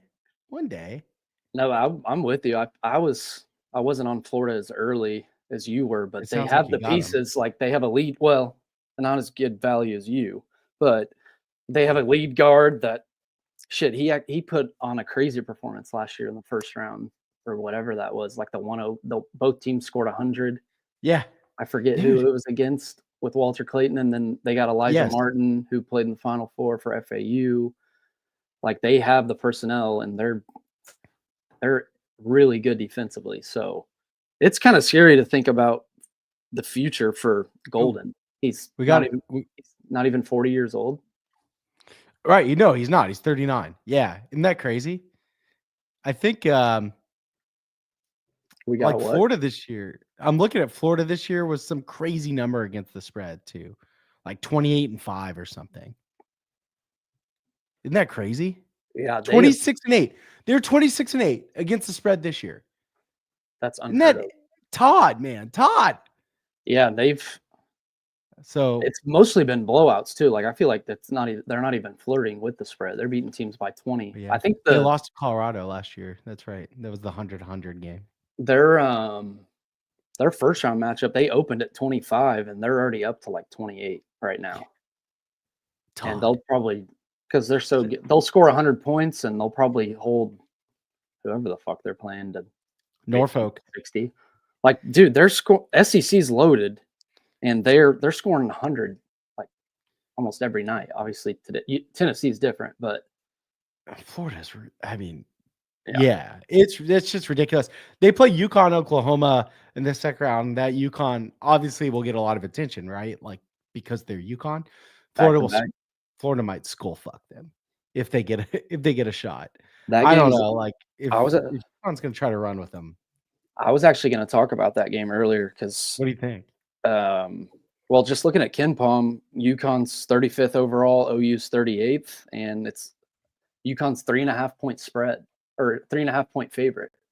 So on a neutral. So maybe that screams take UConn, or what if it's inflated because they've covered 12 straight tournament games? My hunch is that's going to be inflated, don't you think? I think so. I mean, Porter, I don't know if Porter Mosier's like on the hot seat at OU, but I feel like he needs to start winning. Yeah, no, he does. And they played, obviously they haven't beaten a ton of good teams, but they played in a loaded conference all year against very tough opponents. And we were just talking about it earlier. Big East has one team inside the top 27 on KenPom. Give me the Johnnies. Give me Hunter. Give me Hunter. Come on. Give me Hunter and the Johnnies. How about Colorado State is a 5 point favorite as a 12 seed? Yeah, that's pretty interesting. It sounds like that's very interesting. Memphis is like so chaotic and erratic.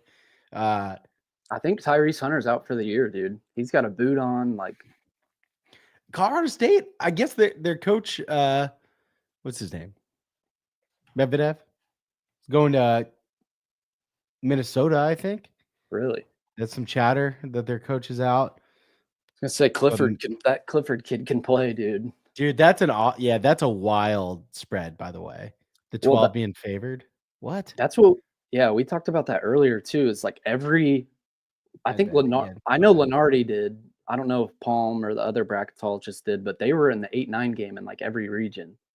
And during the game today, the announcers just kept saying like, I don't know how they're going to seed them or what they're going to be, but they're 51st overall and they got the 5. They were going to be in the 8-9, and I thought maybe they'd take Tyrese Hunter's injury. He's not technically out for the year, but sometimes injury news you get screwed seating wise. Which the committee does whatever it wants. Yeah, were there any? Louisville was insane. Yeah, were there any Right off the bat. teams that were on certain seed lines that you thought was crazy, or any teams that made the field? Like obviously UNC and Texas, but insane. Actually insane. Like West Virginia got fucked. The committee, or Bubba Cunningham, who says he isn't involved with these things, then starts talking about West Virginia's resume and why they're left out. And it's like, fuck you. Like that's just complete and utter horseshit to pretend that there's no conflict. Even if you leave the room, like the money that the tournament like brings in pays for the NCAA to exist. So there's conflict of interest, like for every single person in that room. And so yeah, Carolina getting in, West Virginia gets out. He says Javai's injury, hurts West Virginia. He played 8 games this year. This isn't new. It's not a new injury. Like whose injury? DeVries on West Virginia. Yeah, he's saying that's they said that's part of why West Virginia didn't get in. And I'm like, that's bullshit. Complete bullshit. It drives me crazy. More impressive to put the resume together they did without him. Like I remember, all the way back to when they beat us in the field house when they were shorthanded. They didn't have him. Like that was impressive. I completely agree. Indiana didn't make the field. Like, yep. Dude, I was looking at to make the tournament. Indiana was like minus 400, like 5 minutes before the. That's wild. I saw a tweet that said this morning Texas was plus 500 or longer. UNC was plus 375. That shit's crazy to me. It doesn't sit well, for sure. It seems shady. I'm still shocked Louisville is an 8. I think, right? They did a pretty fucking good year. 23rd on KenPom. Michigan gets a tough draw. I do think like KU's region and frankly like their matchups is just pretty much consistently across the board at tough every step of the way, but fair. Like you can't complain. Like it's just as tough and fair as you can have it. Where it's like, oh no, we're gonna play Arkansas. It's like, fuck it, dude. They were all over the place this year, so it's not that bad a draw. They're athletic. You got to figure that out, but I just don't think it's that bad. If we got handed a Bama as the 2 seed, like we're not even talking about second weekend, like 0.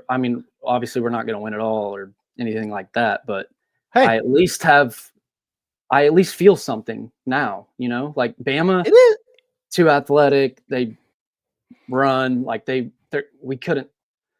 There's no way we could keep up with Bama. Like they're probably scoring 80, 90, and I know their defense stinks, but they're just too much for us. So I think we did as good as we could 2 seed wise.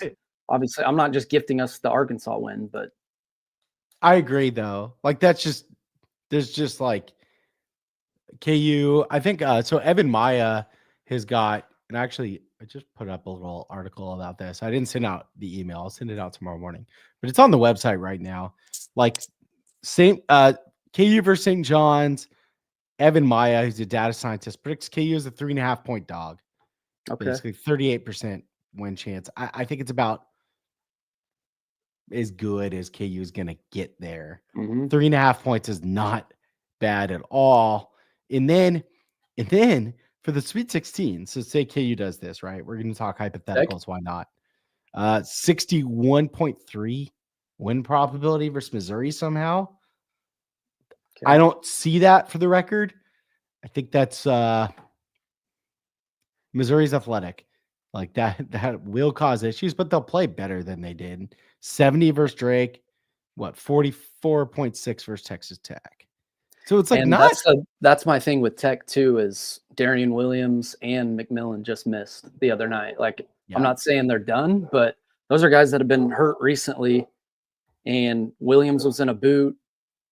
I'm not trying to say we're going to the Final Four, but like I'm just talking about the top seeds. You're saying Elite Eight. I'm just talking the top seeds, at least on the lower half of the region. Like, Not awful. And Bill Self, Sweet 16 history is pretty damn elite with time to prepare for a team. And if it were to be a Texas Tech team that they've obviously played twice or played once actually, and didn't guard the three well, I think he'd come up with a decent game plan. If they're banged up too, like that's obviously a plus. Because Maryland terrifies me the way they guard, but that's a team you wouldn't even have to see until Elite Eight, which we would be beyond satisfied with. I mean, you're taking Maryland over Florida, right? Like you'd rather. I'm assuming you'd rather play Maryland. Yeah. Maryland, like they pretty much just run 5 guys. Like they play their starting 5, 35-ish minutes. They're really good defensively. I like it. But yeah, I'm interested to see what Tech looks like, because I would potentially place like a future on Tech to make the Final Four if I knew they were healthy, because I feel like you could find a decent number. You can't. With is it? No, sorry. I was saying I agree. Just with the injury issues. I mean, I just don't think our 40-1 to win the Natty. I just don't think our bracket is as good Maryland's the same. Our fans are making it out to. It's not that bad. Like, it's the worst 2 seed. You could lose easily, but what are you gonna do? KU was gonna have a losable game in the first round no matter what. Yeah, KU's playing Drake. They're crying for playing Arkansas. You're scared. Like, fuck it. No, at least this is a team that like will get KU's attention and respect in the first round. Mm-hmm. I think so. And then I think it's the exact same against the Johnnies. You know, like from there, you just kind of basically win a game and then roll the ball out and see what happens and play with nothing to lose. But you better fucking play like you got nothing to lose. Yeah, that's the ask. That's what we were saying before the show, is like, honestly, if we do lose in the first round, like, are you going to be that affected by it after the season? Like, we've known for a month or so that we were going to, I mean, we have, that we were going to play a team that could beat us first round easily, because you're looking at a 6, 7, 8, whatever it was going to be. So 100%. Obviously wouldn't be shocked if they lose first round. We've thought that for a while now. So hopefully, hopefully the guys kind of play with nothing to lose. I know it's still Kansas, big brand, but no, I'm with you, man. Like, we'll be a little bit sad, extra sad if I think losing to Calipari will be like a little agitating, right? Like, but even then, it's like, I think we generally respect Cal, like, so it'll be a little extra annoying, but like, I just, as long as these dudes aren't like smoking layups and shit, like, just see what happens. Looking at the odds to win the West region on FanDuel, just now seeing these: Florida minus 110, Texas Tech plus 460. B-turn, you're all. Are they second on the list? They are second. Holy shit! St. John's behind plus 600. Oh my God, we got the best 2 seed. No way. Yeah. Bro, Maryland, Tech being that banged up and being the second favorite out of that region. Maryland plus that's their 1, second and third leading scorers. Yeah, it's crazy. That aren't playing. I guess people must expect them to be back. So Maryland goes plus 1,000. They're fourth on the 4 line. Say that again. Maryland is plus 1,000. Okay. And so we've got our top 4: Florida, Tech, St. John's, Maryland, and then in the 5 spot it's Kansas. 13-1. Wow. So 13-1. Missouri 14-1. We should. Holy shit, we have better odds than them. Yeah. Arkansas is 75-1. Oh my God. Okay, I'm starting to feel something. Yeah, I'm not kidding. You're seeing the same thing I am, which is like, just that tells Vegas me how weak this region is without excluding Florida. Which honestly, Yeah. them at -110, I know it's crazy, but remember in I like know. 2020, we were like, there was graphics of us being like -170 to make the Final Four. Just. I mean, St. John. I'll never get over it. I'll never get over it. I know. We should At look least- at we should God, look we at will. what other 2 seeds odds are and what Yeah. other 7 seeds are. I'm going to do that right now. A 7 seed at 13-1 feels pretty short.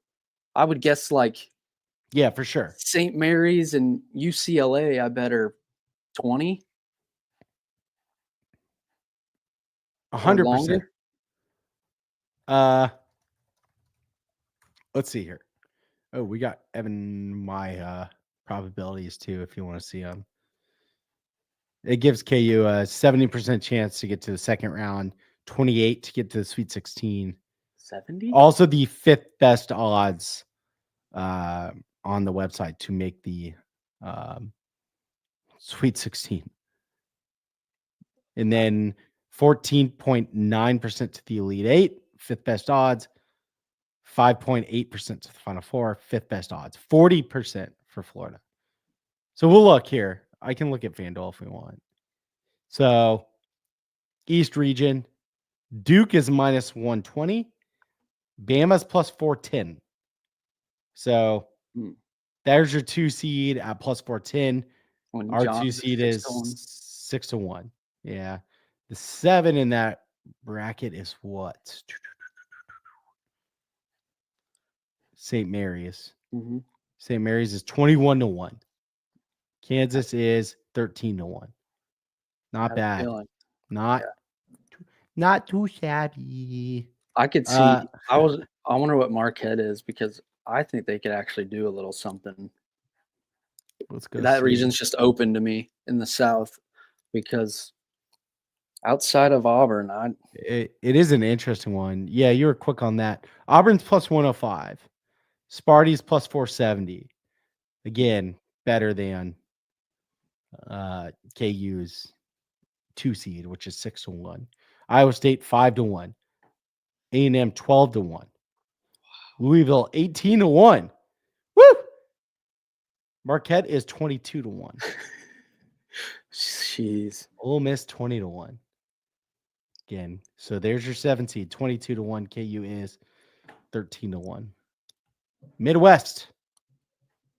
Houston +155. Tennessee 3.5-1 +350. So jeez, again, all the 2 better. seeds. Yeah, way better. Let me see here. The 7 in that is what? UCLA. Yeah. 20-1. UCLA. Gonzaga 8-1. Holy shit. They're the 3rd best odds in the region. Yeah, 9th best team on KenPom. That is a shit fucking draw. I know. That's what I said. Whoever was going to get whatever one got Gonzaga as the 8-9 was going to be pissed. Damn, Georgia's 100. Georgia's not bad either, by the way. What was Gonzaga? 8-1. Jesus. Kentucky 8.5-1. Illinois 9-1. Purdue 11-1. Clemson 14-1. KU has better odds than Clemson.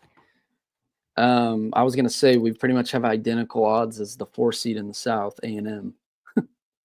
Yeah. Yeah, no, we're all the other 7s are 20 or longer. It's not bad. Who have we hit every region? Yeah, I think we have. What'd you say Clemson was? Clemson's 14. 14-1. Yeah. I think they have a chance out of that region. I mean, I do too, and someone on the broadcast gave that to him as well. QU's got better odds than BYU, better odds than Louisville. Makes sense. About even to A&M. Yeah. Ole Miss, Marquette. And they're a 4 seed. Michigan's only a 2-point favorite against UC San Diego. That's 5-12. wild. San Diego's 36th on KenPom. They're not bad. Yeah, no, they're not bad at all. You know what's I was watching the local news comes on after the CBS show, and it was like goes into the sports. These guys were like giving Mick Cronin so much love. It was bizarre. That They're like, one this is Final why Four he UCLA made. is one of the premier programs in the country. He's tough. And I'm like, the fuck? Like, good God, maybe this UCLA is like the easiest job in the country all of a sudden. Where they're like, shit ass UCLA is getting just loved on local TV. Before the last final, was it 2008? The last one they made, or what? When was No, it? Mick. Oh, No, they made it. Princeton. I'm Yeah, saying yeah, yeah. I think Was that's it- right. They went to 3 in a row with Ben Howland and never didn't win any of them. 6, Yeah. 7, and 8. Aaron Twice losing to Aflalo, Florida Russ, and then Memphis. Caleb. Yeah. Yep. Russ. Can Those teams were sick. you go through the East again? Yes. I got, What, dude. what notes are you doing? What are you cooking up? I'm just writing down the odds. Oh, we got lines are moving. Duke is -120. Bama's 4-1. Zona 7-1.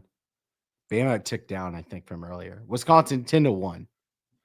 BYU 19-1. St. Mary's 23-1. Wow. Baylor 35-1. VCU just moved up 32-1. Man, that VCU BYU game is insanely interesting to me.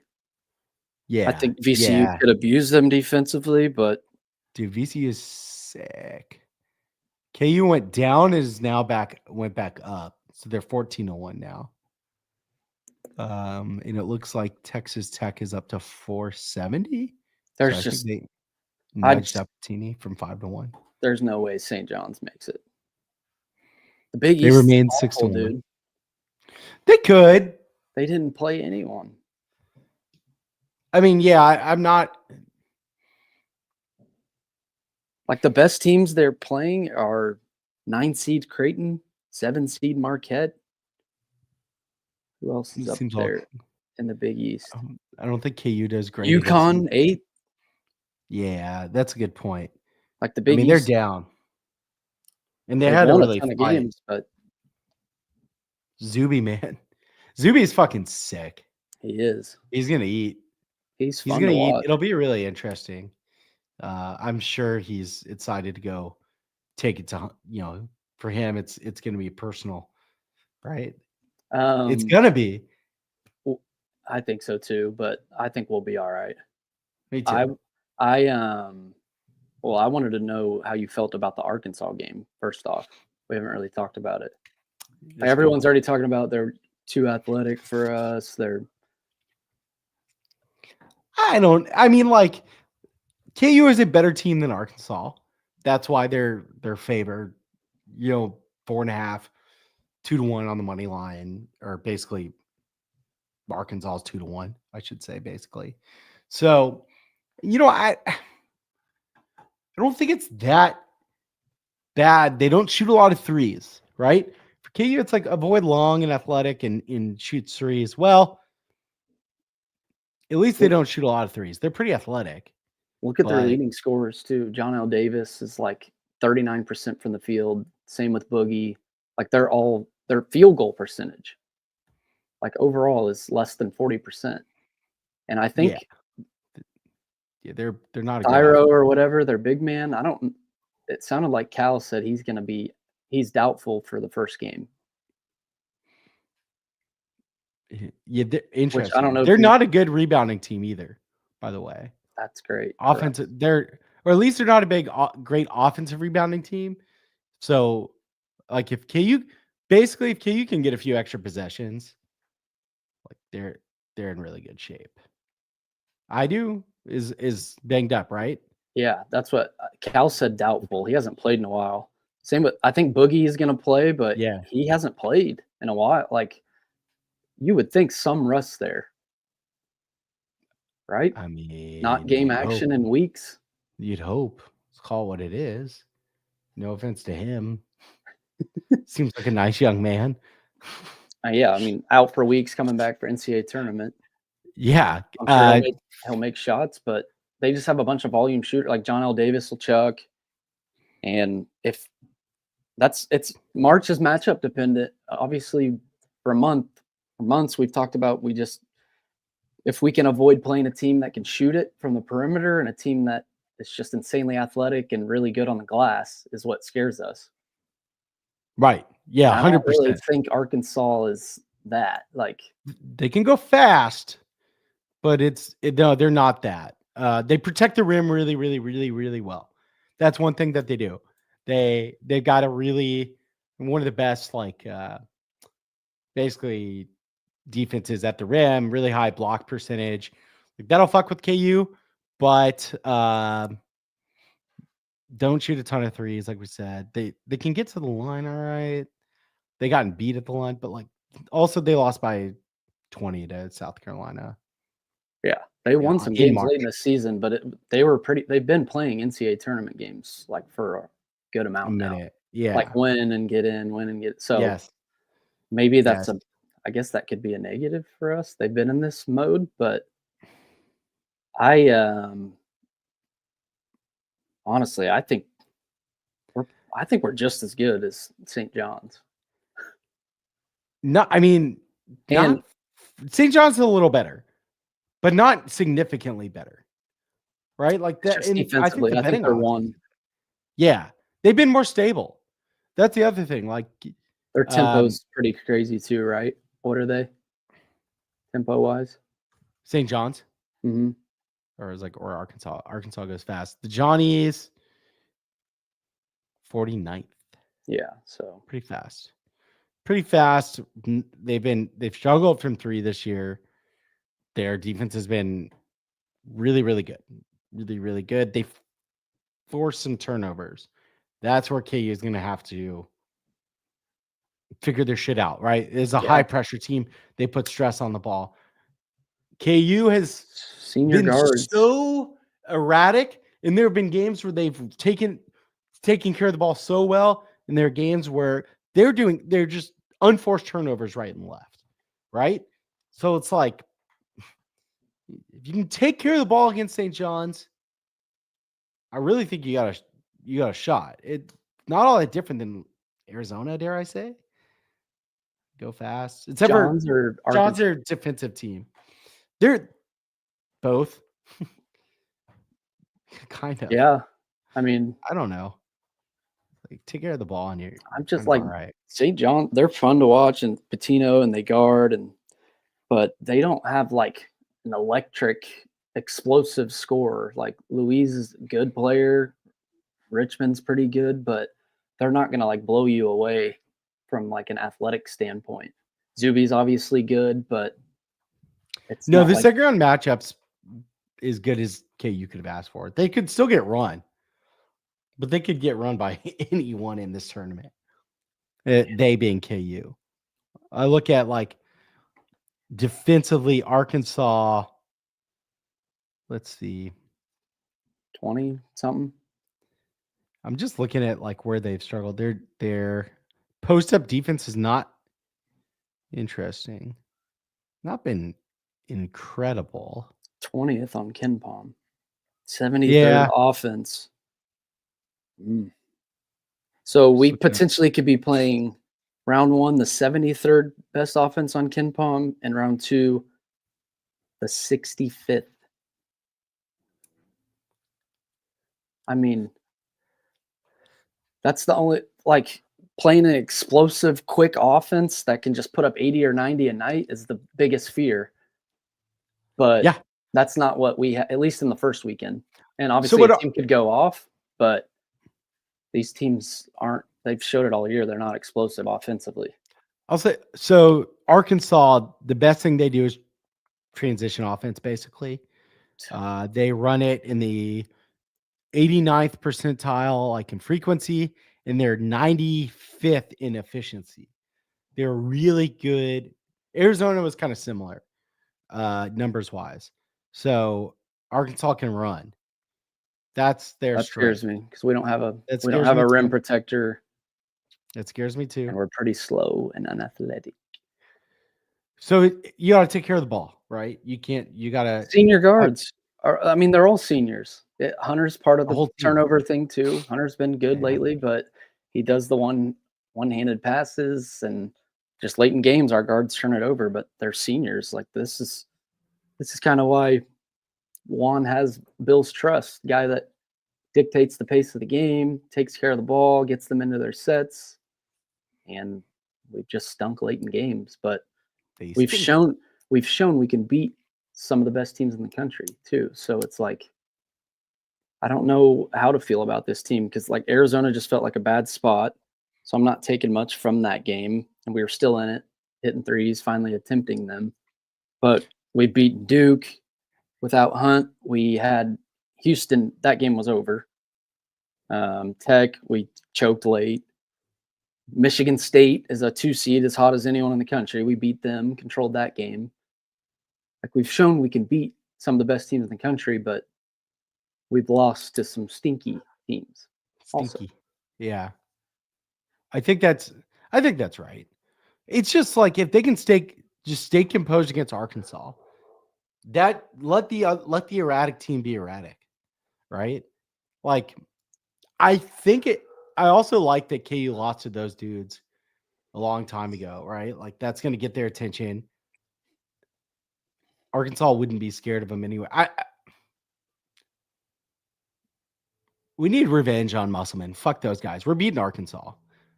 That's what I think you get past that first round game. Who knows? I'm not saying national title, but get past that first round game. You're playing a 2 seed. Everyone's expecting you to lose. They just won the Big East tournament. Yep. Nothing to lose. I know it's Kansas. Nothing to lose. Roll the ball out there. I wonder. Big cut and roll. I want to find Sweet 16 odds. I'm sure ours aren't amazing if we're 13-1 to make the Final Four, but I mean it's still a surprising number already. As a 7, likely playing a 2. KU's back up to 5.5 right now on FanDuel. Let's see against Arkansas. Yeah. Sorry, just watching the numbers go. I mean, I like that our line have ticked up pretty much right away. Okay, still 4.5 on DraftKings. Team futures. Okay, they don't have them yet on no Sweet 16. DraftKings. KU just went back up to 13-1 on FanDuel to win the West. We're moving numbers right here. People are watching, just slamming that number. Oh, hammer! I know you sickos. This Kansas team's great. It is cool to see us attempt and make threes now. Well, I know. Hey, I mean, Zeke was pretty good. He 10 for 19 from 3 in Kansas City. Zeke was excellent. That's as good as you could ask for. 10 for 19 from 3, and Hunt was 5 for 9. Green light, motherfuckers. That's funny. Hunt needs to shoot more threes. Yes. I know his percentage isn't great this year, but they're daring him to shoot them. And he actually, he shot it well to start last year. He shot it solid at Michigan. And our offense is already not gifted, I'll say. So why not get up wide open shots from 20 feet? Like, it's not like Hunter throws up. He has a good touch. Like, he can actually shoot the ball. So if they're top of the key, they're going to dare you to shoot. Why not? I love it. I mean, he shot it well in KC. It is. Why not? You have to. You have to right now because KU is too easy to prepare for if you're not willing to do some aggressive things that are going to stress out whoever KU is playing. They've been too easy to play against, I feel like, for too long as far as applying stress, prep. Like, it feels like KU is spending so much energy on the offensive side of the ball that it wears them down as the game goes defensively. It's just so difficult. Whereas in the past, Bill has made it. They've been able to get such easy high percentage looks. I'm looking at Torvik since I was saying the other night, how many times in the past would we coming out of a timeout where we get a crazy good look and we're like, God, Bill Self's a genius. How many times has that happened this year? I feel like hardly at all. We've missed some pretty good looks out of those too. Yeah, no, that's what I'm saying. We missed some fucking layups. I'm not saying it's a Bill problem. It's like personnel. Come out of timeouts it's all and they don't execute or make shots. Yeah, no, you're right. It has been missing. Like that, the whole system was basically built on this like idea that you get easier looks if you can consistently get higher percentage looks than the other team, and you can steal some extra possessions, right? You get 5 or 6 extra shots per game with higher percentage looks, you're going to win. That's, 5 to 8 extra points. What did AB and Ryan have for dinner? It's a good question. God, what was I gonna say? Oh, Easy. Can we afford for either Zeke or Hunter to have an off night in the tournament? Because you can't trust anyone on the team to score consistently.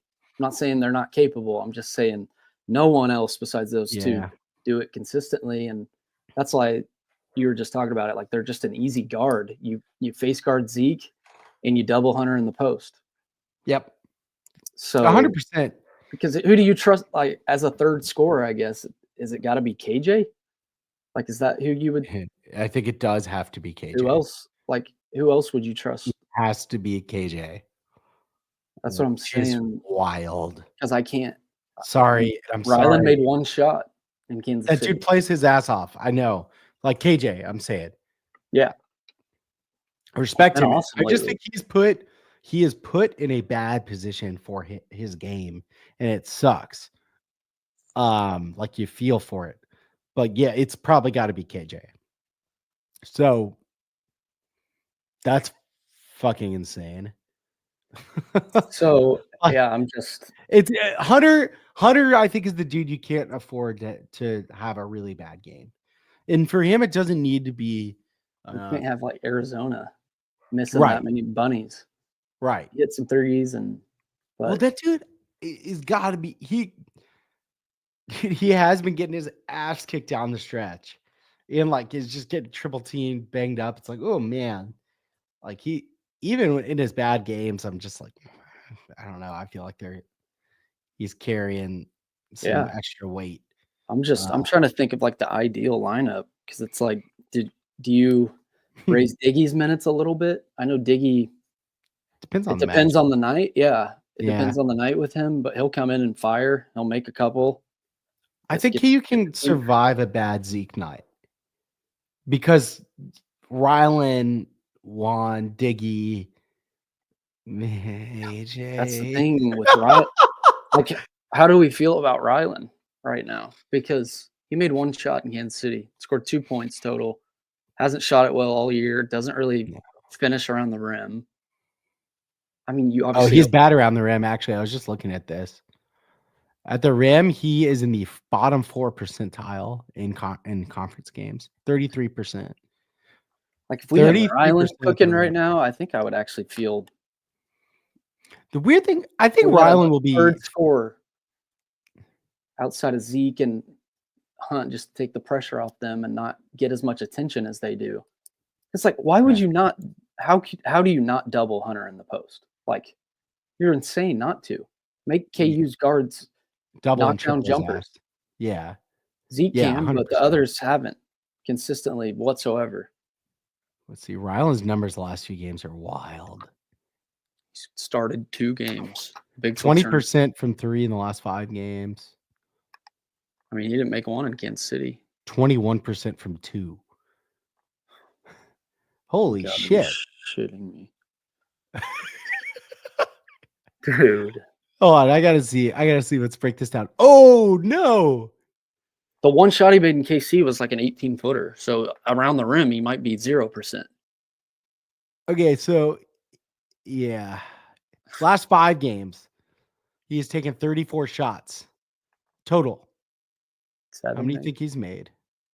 Oh yeah, you know that Rice said that earlier. Really? I somehow remembered it. 7 makes. That's impressive. 4 for 20 from 3. Hashtag 420.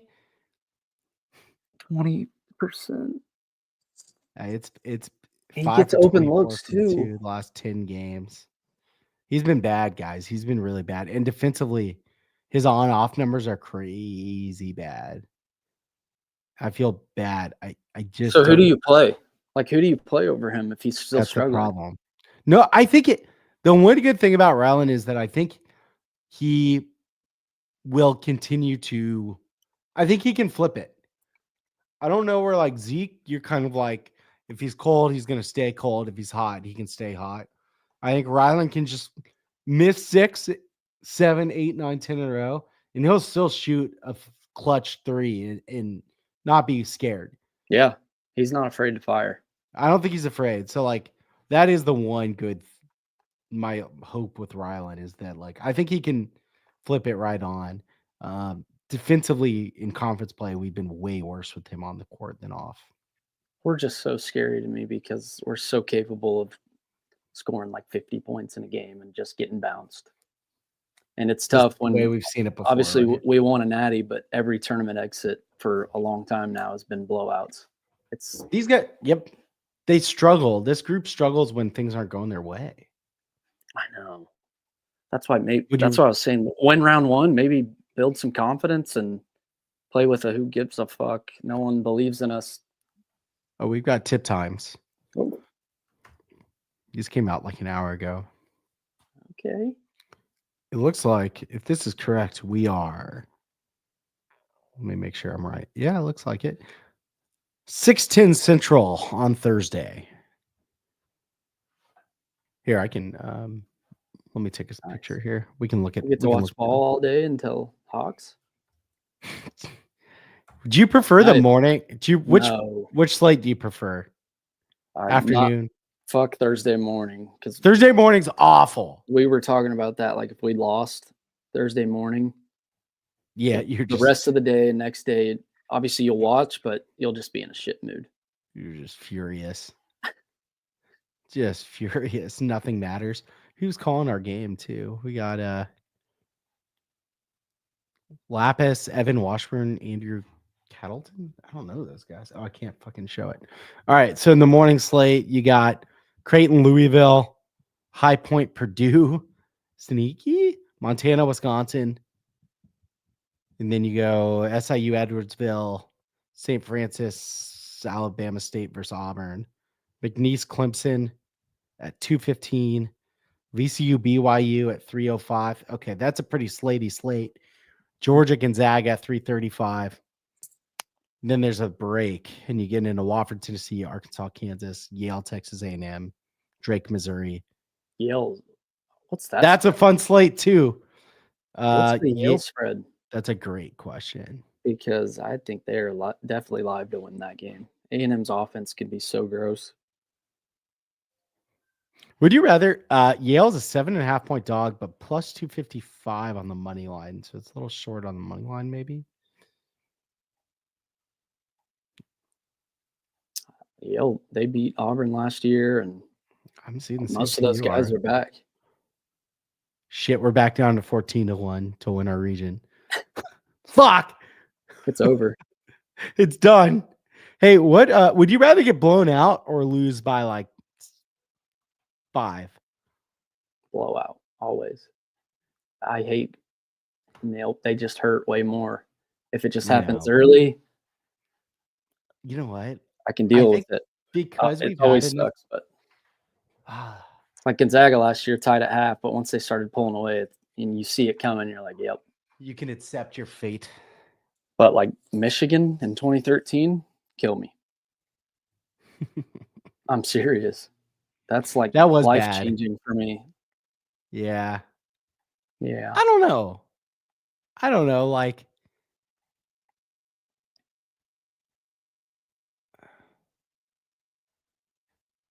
oh,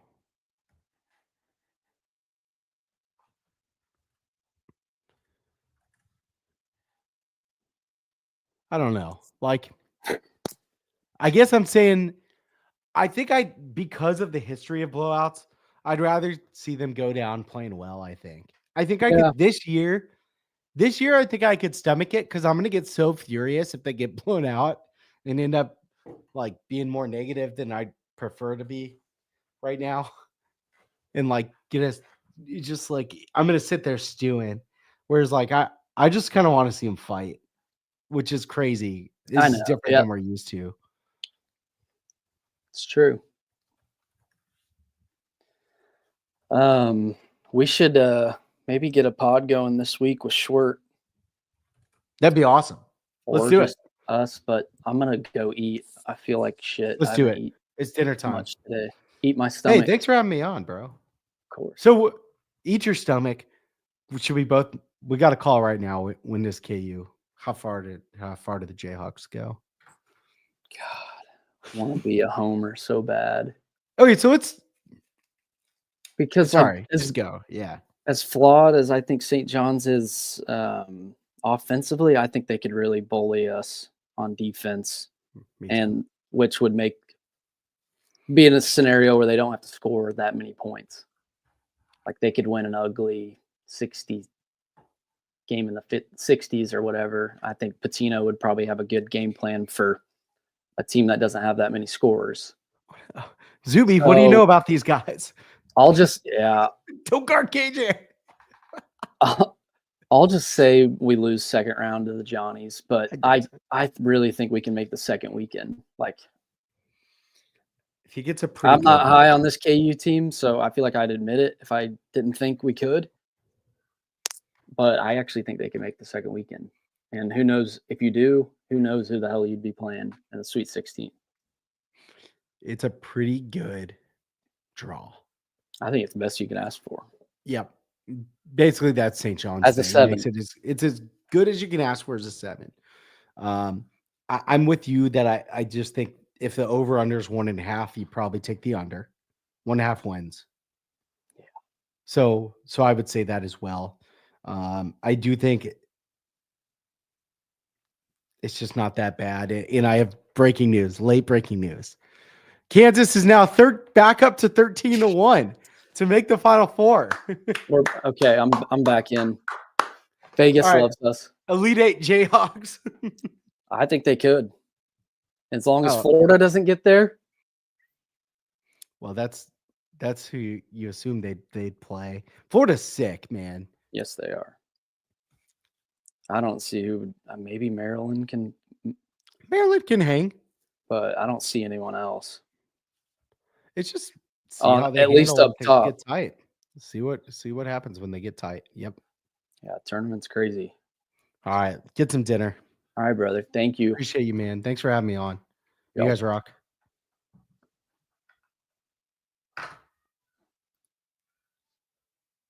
How do I end this thing? I don't know, dude. I don't usually. Here's a good text I got. I just want this team to prove us wrong once so badly. All caps. Please. Do you guys do StreamYard for this?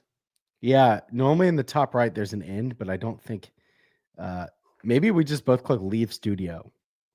Because on 3. I've never. Normally there's a button in the top. I'm going to hit leave and then you hit leave. But what if it doesn't publish? Can we publish it after? I have no fucking clue. It should. People are watching this live, by the way. That's fine. Cool. Well, we're technical guys, okay? I don't know what else. Have any other issue? Yeah. All right. I think if you leave, it'll. I'm not going to close StreamYard. I'm just going to click leave studio. All right. I hope. I'm really sorry if this does. I don't know what else to do. I can't wait to see. Okay, I'm leaving. There's no way.